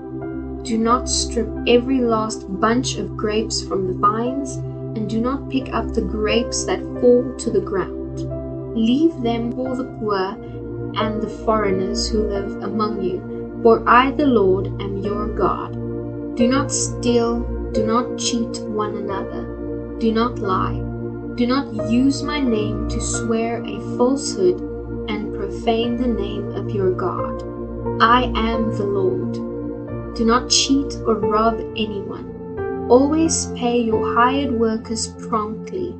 Show your fear of God by treating the deaf with respect and by not taking advantage of the blind. I am the Lord. Always judge your neighbors fairly, neither favoring the poor nor showing deference to the rich.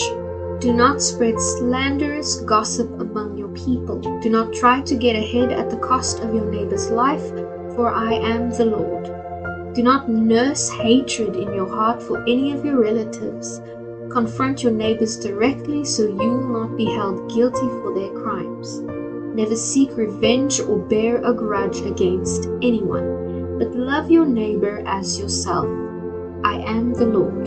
You must obey all my laws. Do not breed your cattle with other kinds of animals. Do not plant your field with two kinds of seeds. Do not wear clothing woven from two different kinds of fabric.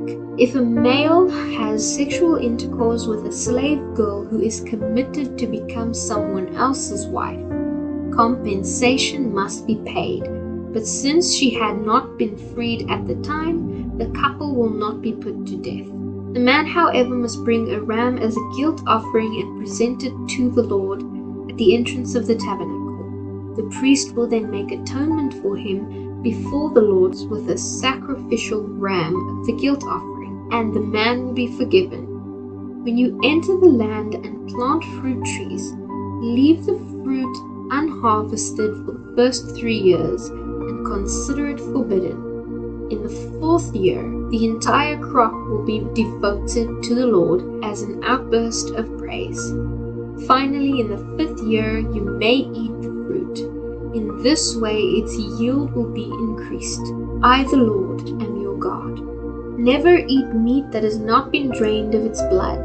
Do not practice fortune-telling or witchcraft. Do not trim off the hair on your temples or clip the edges of your beards. Never cut your bodies in mourning for the dead or mark your skin with tattoos, for I am the Lord. Do not defile your daughter by making her a prostitute, or the land will be filled with promiscuity and detestable wickedness. Keep my Sabbath days of rest and show reverence toward my sanctuary, for I am the Lord. Do not rely on mediums and psychics, for you will be defiled by them. I, the Lord, am your God. Show your fear of God by standing up in the presence of elderly people and showing respect for the aged. I am the Lord. Do not exploit the foreigners who live in your land. They should be treated like everyone else, and you must love them as you love yourself. Remember that you were once foreigners in the land of Egypt. I, the Lord, am your God. Do not use dishonest standards when measuring length, weight, or volume. Your scales and weights must be accurate. Your containers for measuring dry goods and liquids must be accurate. I, the Lord, am your God, who brought you out of the land of Egypt. You must be careful to obey all my laws and regulations, for I am the Lord. The Lord said to Moses, "Give the Israelites these instructions which apply to those who are Israelites by birth, as well as to the foreigners living among you. If any among them devote their children as burnt offerings to Moloch, they must be stoned to death by people of the community. I myself will turn against them and cut them off from the community, because they have defiled my sanctuary and profaned my holy name by giving their children to Moloch. And if the people of the community ignore this offering of children to Moloch and refuse to execute the guilty parents, then I myself will turn against them and cut them off from the community, along with all of those who commit prostitution by worshipping Moloch. If any among the people are unfaithful by consulting and following mediums or psychics, I will turn against them and cut them off from the community. Set yourselves apart to be holy, for I am the Lord your God. Keep all my laws and obey them, for I am the Lord who makes you holy. All who curse their father and mother must be put to death. They are guilty of capital offense. If a man commits adultery with another man's wife, both the man and the woman must be put to death. If a man has intercourse with his father's wife, both the man and woman must die, for they are guilty of a capital offense. If a man has intercourse with his daughter-in-law, both must be put to death. They have acted contrary to nature and are guilty of a capital offense. The penalty of homosexual acts is death to both parties. They both committed a detestable act and are guilty of capital offense. If a man has intercourse with both a woman and her mother, Such an act is terribly wicked. All three of them must be burned to death. Wipe out such wickedness from among you. If a man has intercourse with an animal, he must be put to death, and the animal must be killed. If a woman approaches a male animal to have intercourse with it, she and the animal must both be put to death. Both must die, for they are guilty of a capital offense. If a man has intercourse with his sister, the daughter of either his father or mother, it is a terrible disgrace. Both of them must be publicly cut off from the community, since the man has had intercourse with his sister. He will suffer the consequences of his guilt. If a man has intercourse with a woman suffering from a hemorrhage, both of them must be cut off from the community, because he exposed the source of her flow and she allowed him to do it. If a man has intercourse with his aunt, whether his mother's sister or father's sister, he has violated a close relative. Both parties are guilty of a capital offense. If a man has intercourse with his uncle's wife, he has violated his uncle. Both the man and woman involved are guilty of a capital offense and will die childless. If a man marries his brother's wife, it is an act of impurity. He has violated his brother, and the guilty couple will remain childless. You must carefully obey all my laws and regulations, otherwise the land to which I am bringing you will vomit you out. Do not live by the customs of the people whom I will expel before you.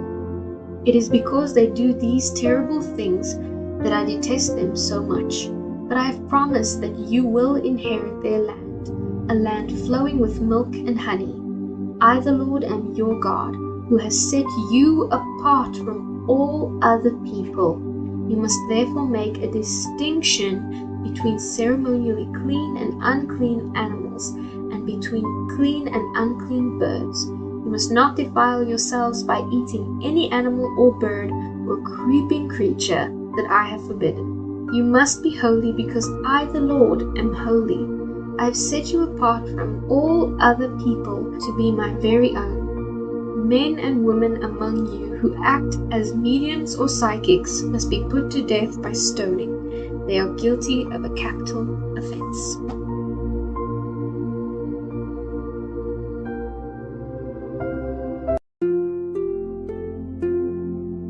The Lord said to Moses, "Tell the priests to avoid making themselves ceremonially unclean by touching a dead relative, unless it is a close relative, mother or father, son or daughter, brother or virgin sister who was dependent because she had no husband.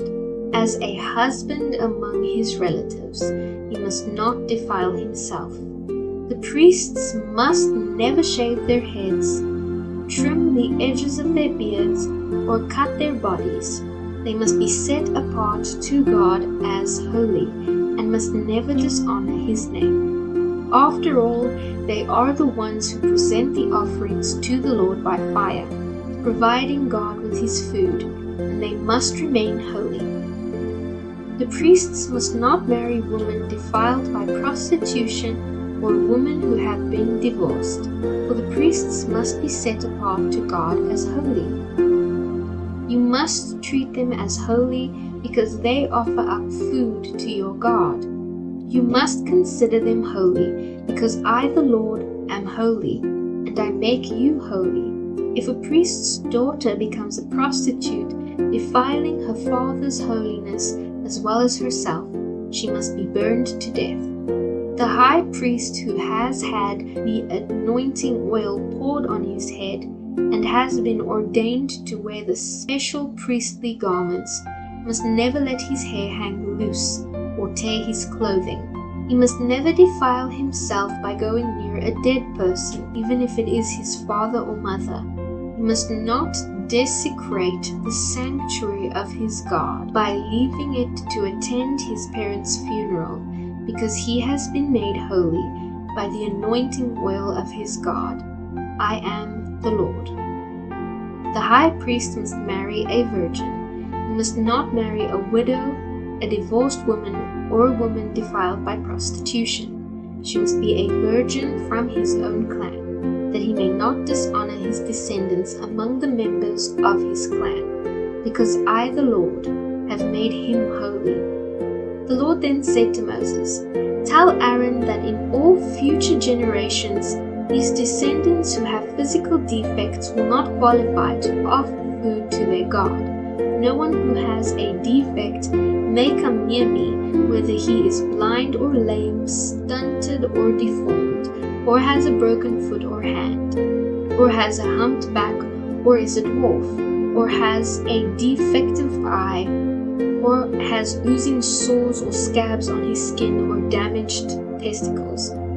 Even though he is a descendant of Aaron, his physical defects disqualify him from presenting offerings to the Lord by fire.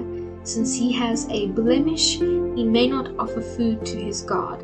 However, he may eat from the food offered to God, including the holy offerings and the most holy offering.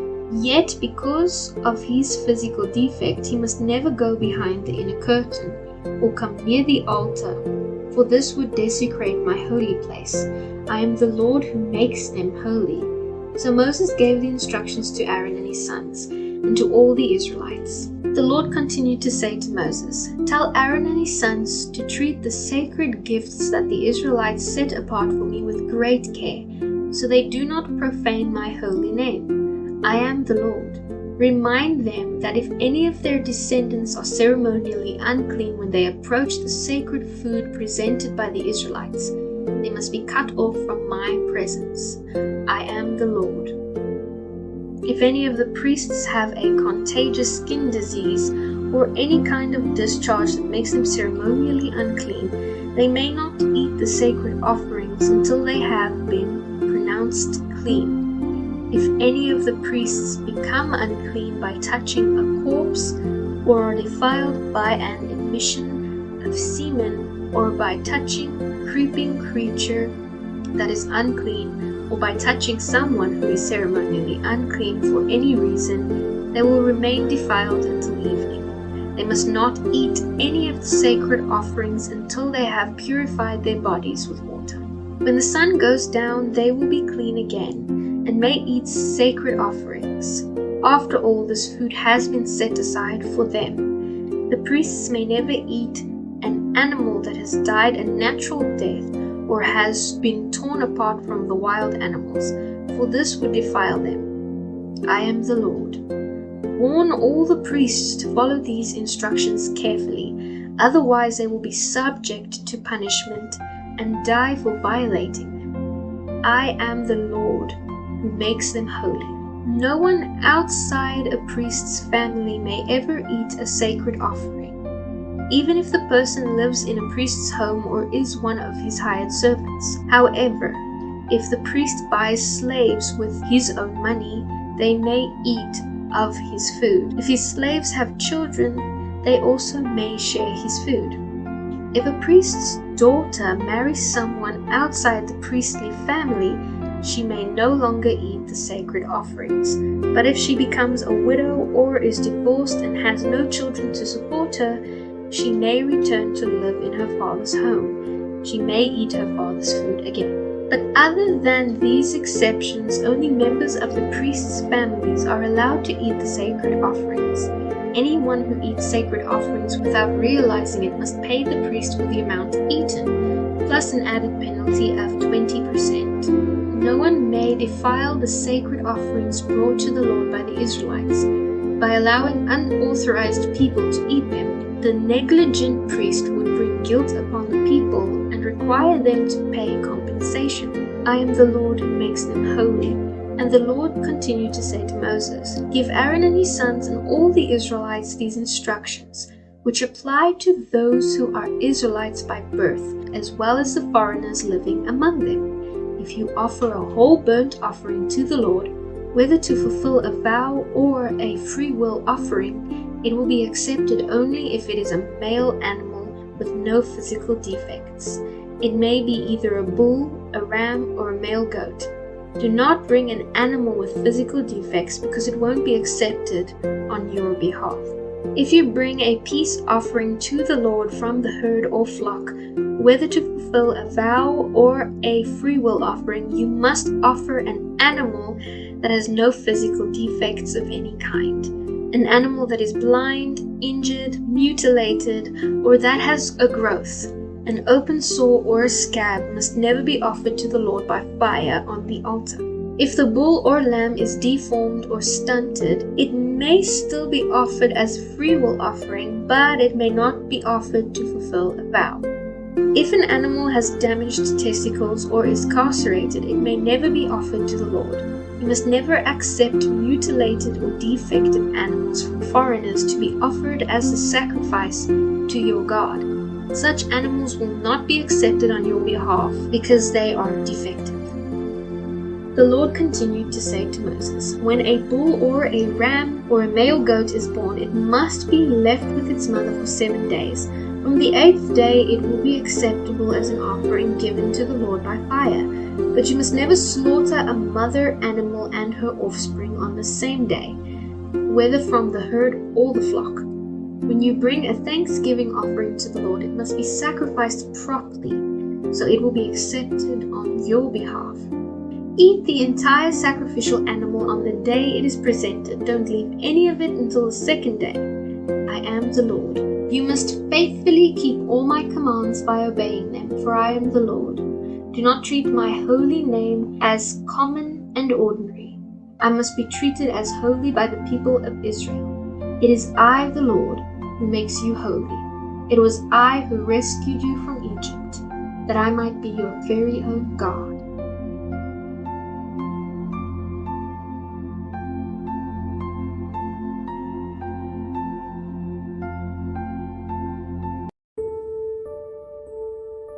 The Lord said to Moses, "Give the Israelites instructions regarding the Lord's appointed festivals, the days when all of you will be summoned to worship me. You may work for 6 days each week, but on the 7th day, all work must come to a complete stop. It is the Lord's Sabbath day of complete rest, a holy day to assemble for worship. It must be observed wherever you live, in addition to the Sabbath. The Lord has established festivals, the holy occasions to be observed at the proper time each year. First comes the Lord's Passover, which begins at twilight on the appointed day in early spring. Then the day after the Passover celebration, the festival of unleavened bread begins. This festival to the Lord continues for 7 days, and during that time all the bread you eat must be made without yeast. On the first day of the festival, all the people must stop their regular work and gather for a sacred assembly. On each of the next 7 days, the people must present an offering to the Lord by fire. On the 7th day, the people must again stop all their regular work to hold a sacred assembly. The Lord then said to Moses to give these instructions to the Israelites. When you arrive in the land I am giving you, and you harvest your first crops, bring the priest some grain from the first portion of your grain harvest. On the day after Sabbath, the priest will lift it up before the Lord so it may be accepted on your behalf. That same day you must sacrifice a year-old male lamb with no physical defects as a whole burnt offering to the Lord. A grain offering must accompany it, consisting of 3 quarts of choice flour mixed with olive oil. It will be an offering given to the Lord by fire, and it will be very pleasing to him. Along with this sacrifice, you must also offer 1 quart of wine as a drink offering. Do not eat any bread or roasted grain or fresh kernels on that day until after you have brought this offering to your God. This is a permanent law for you, and it must be observed wherever you live. From the day after the Sabbath, the day the bundle of grain was lifted up as an offering, count off 7 weeks. Keep counting until the day after the 7th Sabbath. 50 days later, and bring an offering of new grain to the Lord. From wherever you live, bring 2 loaves of bread to be lifted up before the Lord as an offering. These loaves must be baked from 3 quarts of choice flour that contains yeast. They will be an offering to the Lord from the first of your crops. Along with bread, present 7 one-year-old lambs with no physical defects, 1 bull and 2 rams as burnt offerings to the Lord. These whole burnt offerings, together with the accompanying grain offerings and drink offerings, will be given to the Lord by fire and will be pleasing to Him. Then you must offer 1 male goat as a sin offering and 2 one-year-old male lambs as a peace offering. The priest will lift up these offerings before the Lord, together with the loaves representing the first of your later crops. These offerings are holy to the Lord and will belong to the priests. That same day you must stop all your regular work and gather for a sacred assembly. This is a permanent law for you, and it must be observed wherever you live. When you harvest the crops of your fields, and do not pick up what the harvesters drop, leave it for the poor and the foreigners living among you. I, the Lord, am your God. The Lord continued to tell Moses, on the appointed day in early autumn, you are to celebrate a day of complete rest. All your work must stop on that day. You will call the people to a sacred assembly, the festival of trumpets, with loud blasts from a trumpet. You must do no regular work on that day. Instead, you are to present offerings to the Lord by fire.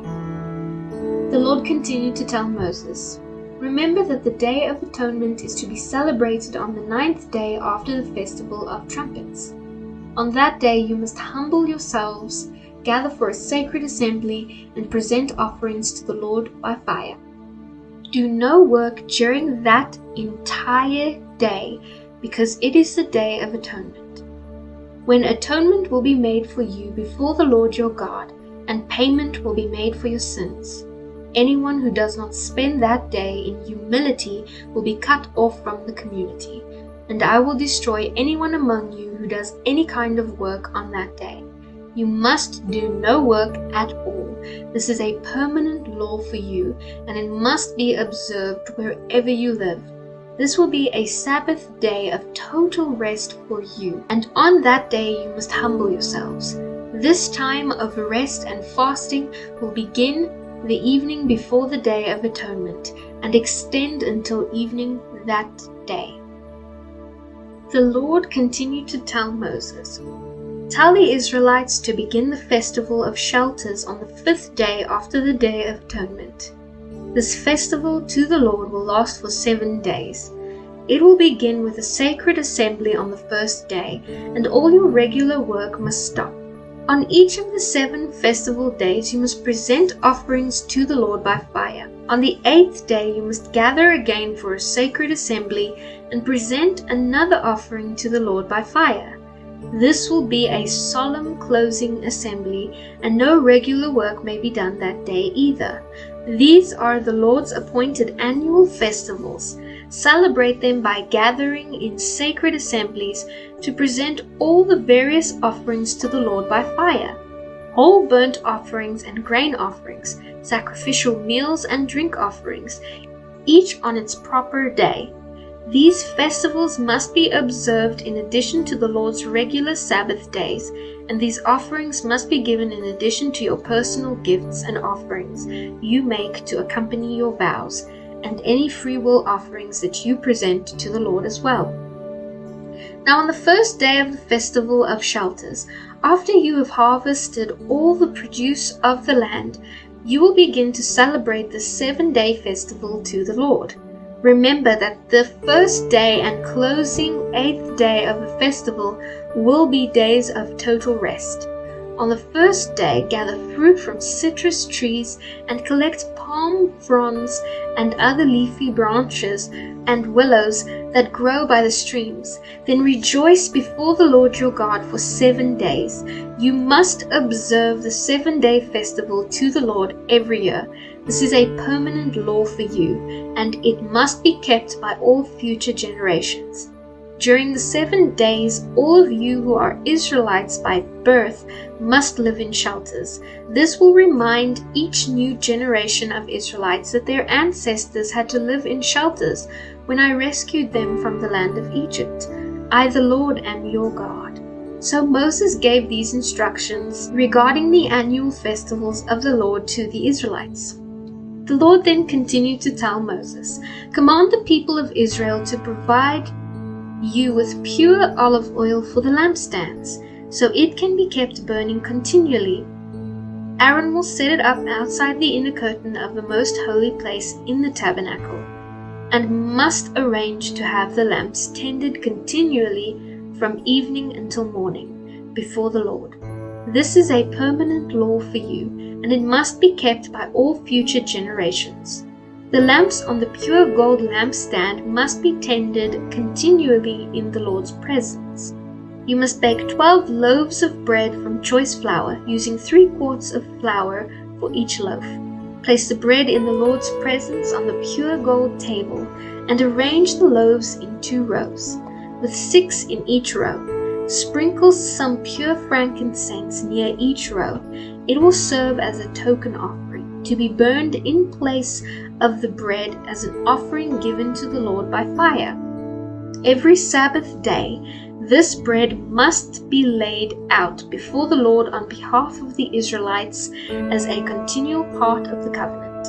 The loaves of bread belong to Aaron and his male descendants, who must eat them in a sacred place, for they represent a most holy portion of the offerings given to the Lord by fire. One day, a man who had an Israelite mother and an Egyptian father got into a fight with one of the Israelite men. During the fight, this son of an Israelite woman blasphemed the Lord's name. So the man was brought to Moses for judgment. His mother's name was Shelomith. She was the daughter of Dibri of the tribe of Dan. They put the man in custody until the Lord's will in the matter should become clear. The Lord then said to Moses, "Take the blasphemer outside the camp and tell all those who heard him to lay their hands on his head. Then let the entire community stone him to death. Say to the people of Israel, those who blaspheme God will suffer the consequences of their guilt and be punished. Anyone who blasphemes the Lord's name must be stoned to death by the whole community of Israel. Any Israelite or foreigner among you who blasphemes the Lord's name will surely die. Anyone who takes another person's life must be put to death. Anyone who kills another person's animal must pay it back in full, a live animal for the animal that was killed. Anyone who injures another person must be dealt with according to the injury inflicted. Fracture for fracture, eye for eye, tooth for tooth. Whatever anyone does to hurt another person must be paid back in kind. Whoever kills an animal must make full restitution, but whoever kills another person must be put to death. These same regulations apply to Israelites by birth and foreigners who live among you. I, the Lord, am your God." After Moses gave all these instructions to the Israelites, they led the blasphemer outside the camp and stoned him to death, just as the Lord had commanded Moses.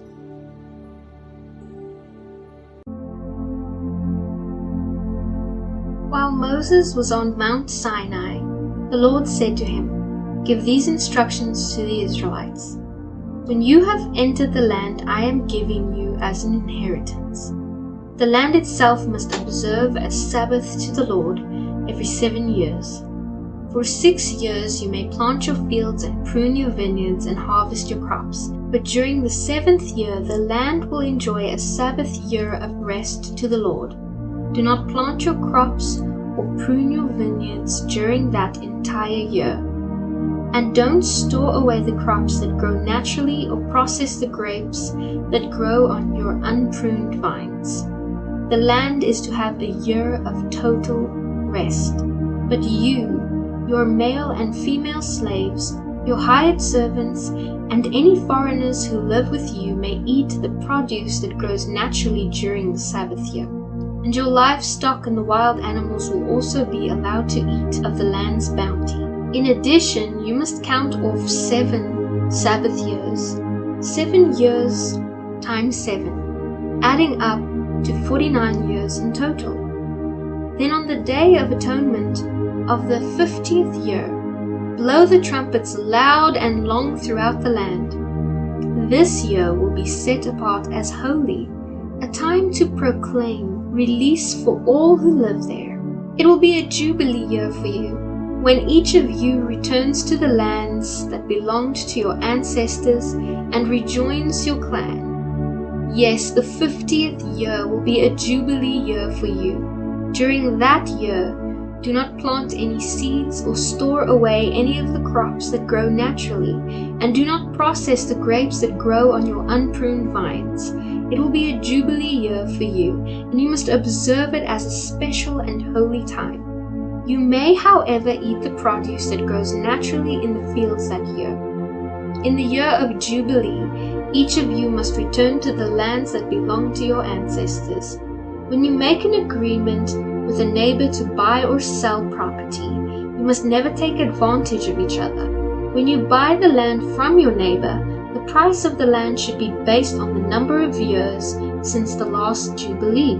The seller will charge you only for the crop years left until the year of Jubilee.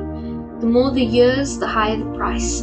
The fewer the years, the lower the price. After all, the person selling the land is actually selling you a certain number of harvests.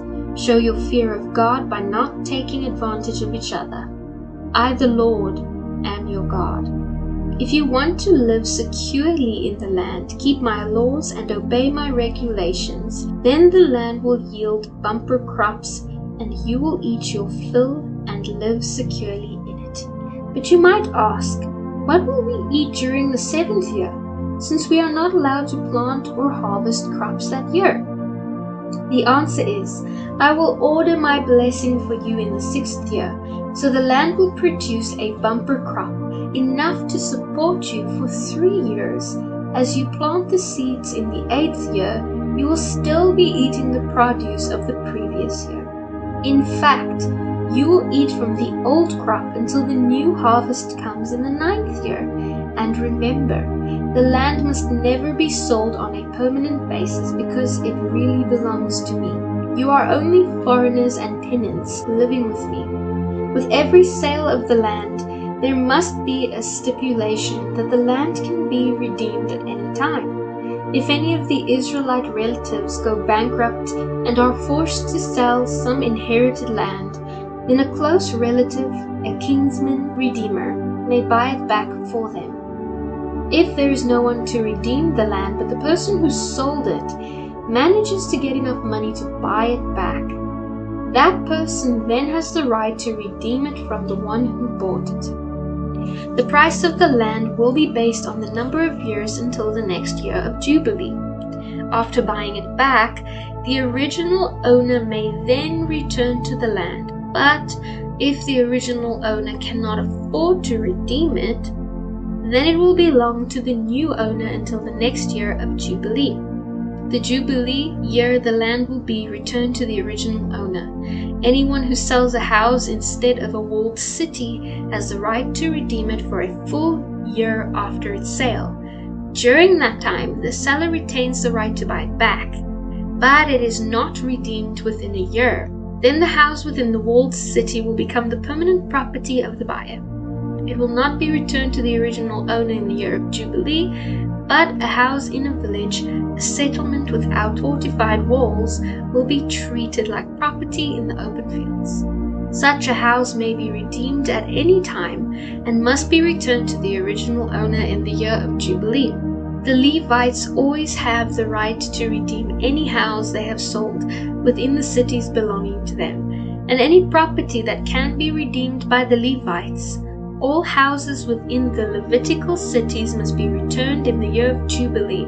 After all, the cities are reserved for the Levites, are the only property they own in all Israel. The strip of pasture land around each of the Levitical cities may never be sold. It is their permanent ancestral property. If any of your Israelites relatives fall into poverty and cannot support themselves, support them as you would a resident foreigner and allow them to live with you. Do not demand an advance or charge interest on the money you lend them. Instead, show your fear of God by letting them live with you as your relatives. Remember, do not charge your relatives interest on anything you lend them, whether money or food. I, the Lord, am your God, who brought you out of Egypt to give you the land of Canaan and to be your God.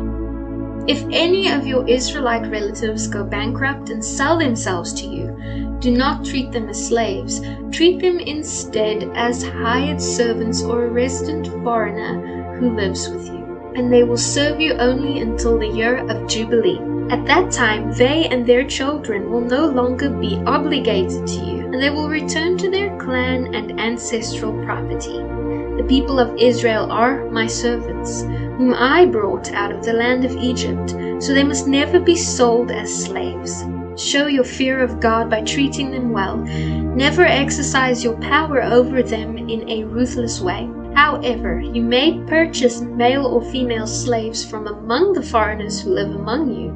You may also purchase children of such resident foreigners, including those who have been born in your land. You may treat them as your property, passing them on to your children as permanent inheritance. You may treat your slaves like this, but the people of Israel, your relatives, must never be treated this way. If a resident foreigner becomes rich, and if some of your Israelite relatives go bankrupt and sell themselves to such a foreigner, they still retain the right of redemption. They may be bought back by a close relative, an uncle, a nephew, or anyone else who is closely related. They may also redeem themselves if they can get the money. The price of their freedom will be based on the number of years left until the next Jubilee, whatever it would cost to hire a servant for that number of years. If many years still remain, they will repay most of what they received when they sold themselves.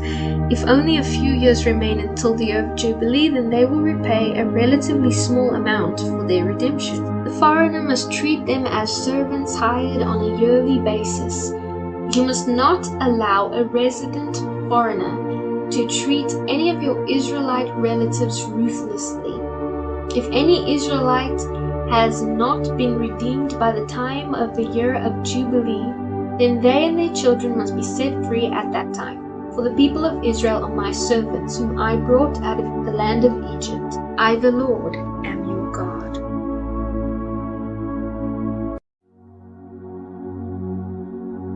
Do not make idols or set up carved images, sacred pillars, or shaped stones to be worshipped in your land. I, the Lord, am your God. You must keep my Sabbath days of rest and show reverence for my sanctuary. I am the Lord. If you keep my laws and are careful to obey my commands, I will send the seasonal rains. The land will then yield its crops, and the trees will produce their fruit. Your threshing season will extend until the grape harvest, and your grape harvest will extend until it is time to plant grain again. You will eat your fill and live securely in your land. I will give you peace in the land, and you will be able to sleep without fear. I will remove the wild animals from your land and protect you from your enemies. In fact, you will chase down all your enemies and slaughter them with your swords. 5 of you will chase 100, and 100 of you will chase 10,000. All your enemies will fall beneath the blows of your weapons. I will look favorably upon you and multiply your people and fulfill my covenant with you. You will have such a surplus of crops that you will need to get rid of the leftovers from the previous year to make room for the new harvest. I will live among you, and I will not despise you. I will walk among you. I will be your God, and you will be my people. I, the Lord, am your God, who brought you from the land of Egypt, so you would no longer be slaves. I have lifted the yoke of slavery from your neck, so you can walk free with your heads held high. However, if you do not listen to me or obey my commands, and if you break my covenant by rejecting my laws and treating my regulations with contempt, I will punish you. You will suffer from sudden terrors, with wasting diseases, and with burning fevers, causing your eyes to fall and your life to ebb away. You will plant your crops in vain because your enemies will eat them. I will turn against you, and you will be defeated by all your enemies. They will rule over you, and you will run even when no one is chasing you. And if, in spite of this, you still disobey me, I will punish you for your sins 7 times over. I will break down the arrogant spirit by making the skies above as unyielding as iron, and the earth beneath as hard as bronze. All your work will be for nothing, for your land will yield no crops, and your trees will bear no fruit. If even then you remain hostile toward me and refuse to obey, I will inflict you with 7 more disasters for your sins. I will release wild animals that will kill your children and destroy your cattle, so your numbers will dwindle and your roads will desert. And if you fail to learn a lesson from this and continue your hostility toward me, then I myself will be hostile toward you, and I will personally strike you 7 times over for your sins. I will send armies against you to carry out these covenant threats. If you flee to your cities, I will send a plague to destroy you there, and you will be conquered by your enemies. I will completely destroy your food supply, so the bread from one oven will have to be stretched to feed 10 families. They will ration your food by weight, and even if you have food to eat, you will not be satisfied. If after this you still refuse to listen, and still remain hostile toward me, then I will give full vent to my hostility. I will punish you 7 times over for your sins. You will eat the flesh of your own sons and daughters. I will destroy your pagan shrines and cut down your incense altars. I will leave your corpse piled up beside your lifeless idols, and I will despise you. I will make your cities desolate and destroy your places of worship, and I will take no pleasure in your offerings of incense. I myself will devastate your land. Your enemies will come to occupy it. It will be utterly shocked at the destruction they see. I will scatter you among the nations and attack you with my own weapons. Your land will become desolate, and your cities will lie in ruins. Then at last the land will make up its missed Sabbath years, as it lies desolate during your years of exile in the land of your enemies. Then the land will finally rest and enjoy its Sabbath. As the land lies in ruins, it will take the rest you never allowed it to take, every 7th year while you lived in it. And for those of you who survive, I will demoralize you in the land of your enemies far away. You will live there in such constant fear that the sound of a leaf driven by the wind will send you fleeing. You will run as though chased by a warrior with a sword, and you will fall even when no one is pursuing you. Yes, though no one is chasing you, you will stumble over each other in flight, as though fleeing in battle. You will have no power to stand before your enemies. You will die among the foreign nations and be devoured in the land of your enemies. Those still left alive will rot away in enemy lands because of their sins and the sins of their ancestors. But at last, my people will confess their sins and the sins of their ancestors for betraying me and being hostile toward me. Finally, when I have given full expression to my hostility and have brought them to the land of their enemies, then at last their disobedient hearts will be humbled, and they will pay for their sins.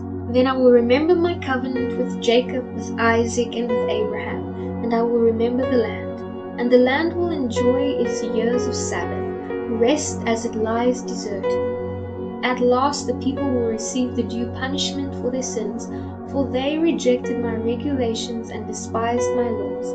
But despite all this, I will not utterly reject or despise them, while they are in exile in the land of their enemies.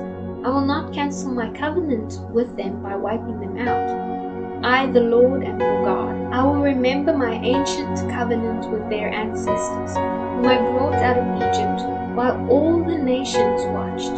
I, the Lord, am their God. These are the laws, regulations, and instructions that the Lord gave the Israelites through Moses at Mount Sinai. The Lord then continued to tell Moses, "Give the following instructions to the Israelites. If you make a special vow to dedicate someone to the Lord by paying the value of that person, here is the scale of values to be used. A man between the ages of 20 and 60 is valued at 50 pieces of silver. A woman of that age is valued at 30 pieces of silver. A boy between 5 and 20 is valued at 20 pieces of silver. A girl of that age is valued at 10 pieces of silver. A boy between the ages of 1 month and 5 years is valued at 5 pieces of silver. A girl of that age is valued at 3 pieces of silver. A man older than 60 is valued at 15 pieces of silver. A woman older than 60 is valued at 10 pieces of silver. If you desire to make such a vow but cannot afford to pay the prescribed amount, go to the priest and he will evaluate your ability to pay. You will then pay the amount decided by the priest. If your vow involves giving a clean animal, one that is acceptable as an offering to the Lord, then your gift to the Lord will be considered holy. The animal should never be exchanged or substituted for another, neither a good animal for a bad, or nor a bad animal for a good. But if such exchange is in fact made, then both the original animal and the substitute will be considered holy.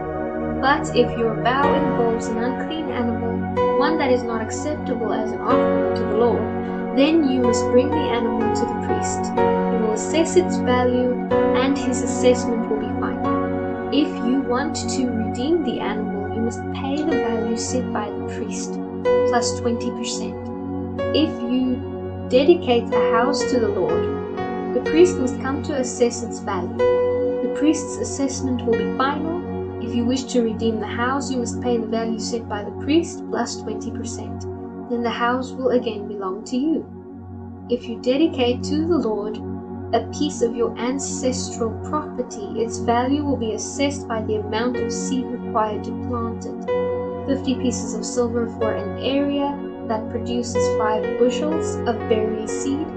If the field is dedicated to the Lord in the year of Jubilee, then the entire assessment will apply. But if the field is dedicated after the year of Jubilee, the priest must assess the land's value in proportion to the years left until the next Jubilee. If you decide to redeem the dedicated field, you must pay the land's value as assessed by the priest, plus 20%. Then the field will again belong to you. But if you decide not to redeem the field, or if the field is sold to someone else by the priests, it can never be redeemed. When the field is released in the year of Jubilee, it will be holy, a field specially set apart for the Lord. It will become the property of the priests. If you dedicate to the Lord a field that you have purchased but which is not part of your ancestral property, the priest must assess its value based on the years until the next Jubilee. You must then give the assessed value of the land as a sacred donation to the Lord. In the year of Jubilee, the field will be released to the original owner from whom you purchased it. All the value assessments must be measured in terms of standard sanctuary shekel. You may not dedicate to the Lord the firstborn of your cattle or sheep, because the firstborn of these animals already belong to him. However, if it is the firstborn of a ceremonially unclean animal, you may redeem it by paying the priest's assessment of its worth, plus 20%. If you do not redeem it, the priest may sell it to someone else for its assessed value. However, anything specially set apart by the Lord, whether a person, an animal, or an inherited field, must never be sold or redeemed. Anything devoted in this way has been set apart for the Lord as holy. A person specially set apart by the Lord for destruction cannot be redeemed. Such a person must be put to death. The 10th of the produce of the land, whether grain or fruit, belongs to the Lord and must be set apart to him as holy. If you want to redeem the Lord's 10th of the fruit or grain, you must pay its value plus 20%. The Lord also owns every 10th animal counted off from the herds and flocks. They are also set apart to him as holy.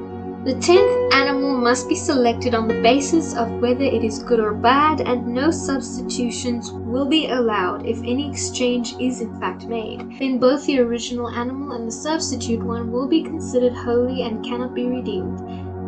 These are the commands the Lord gave to the Israelites through Moses on Mount Sinai.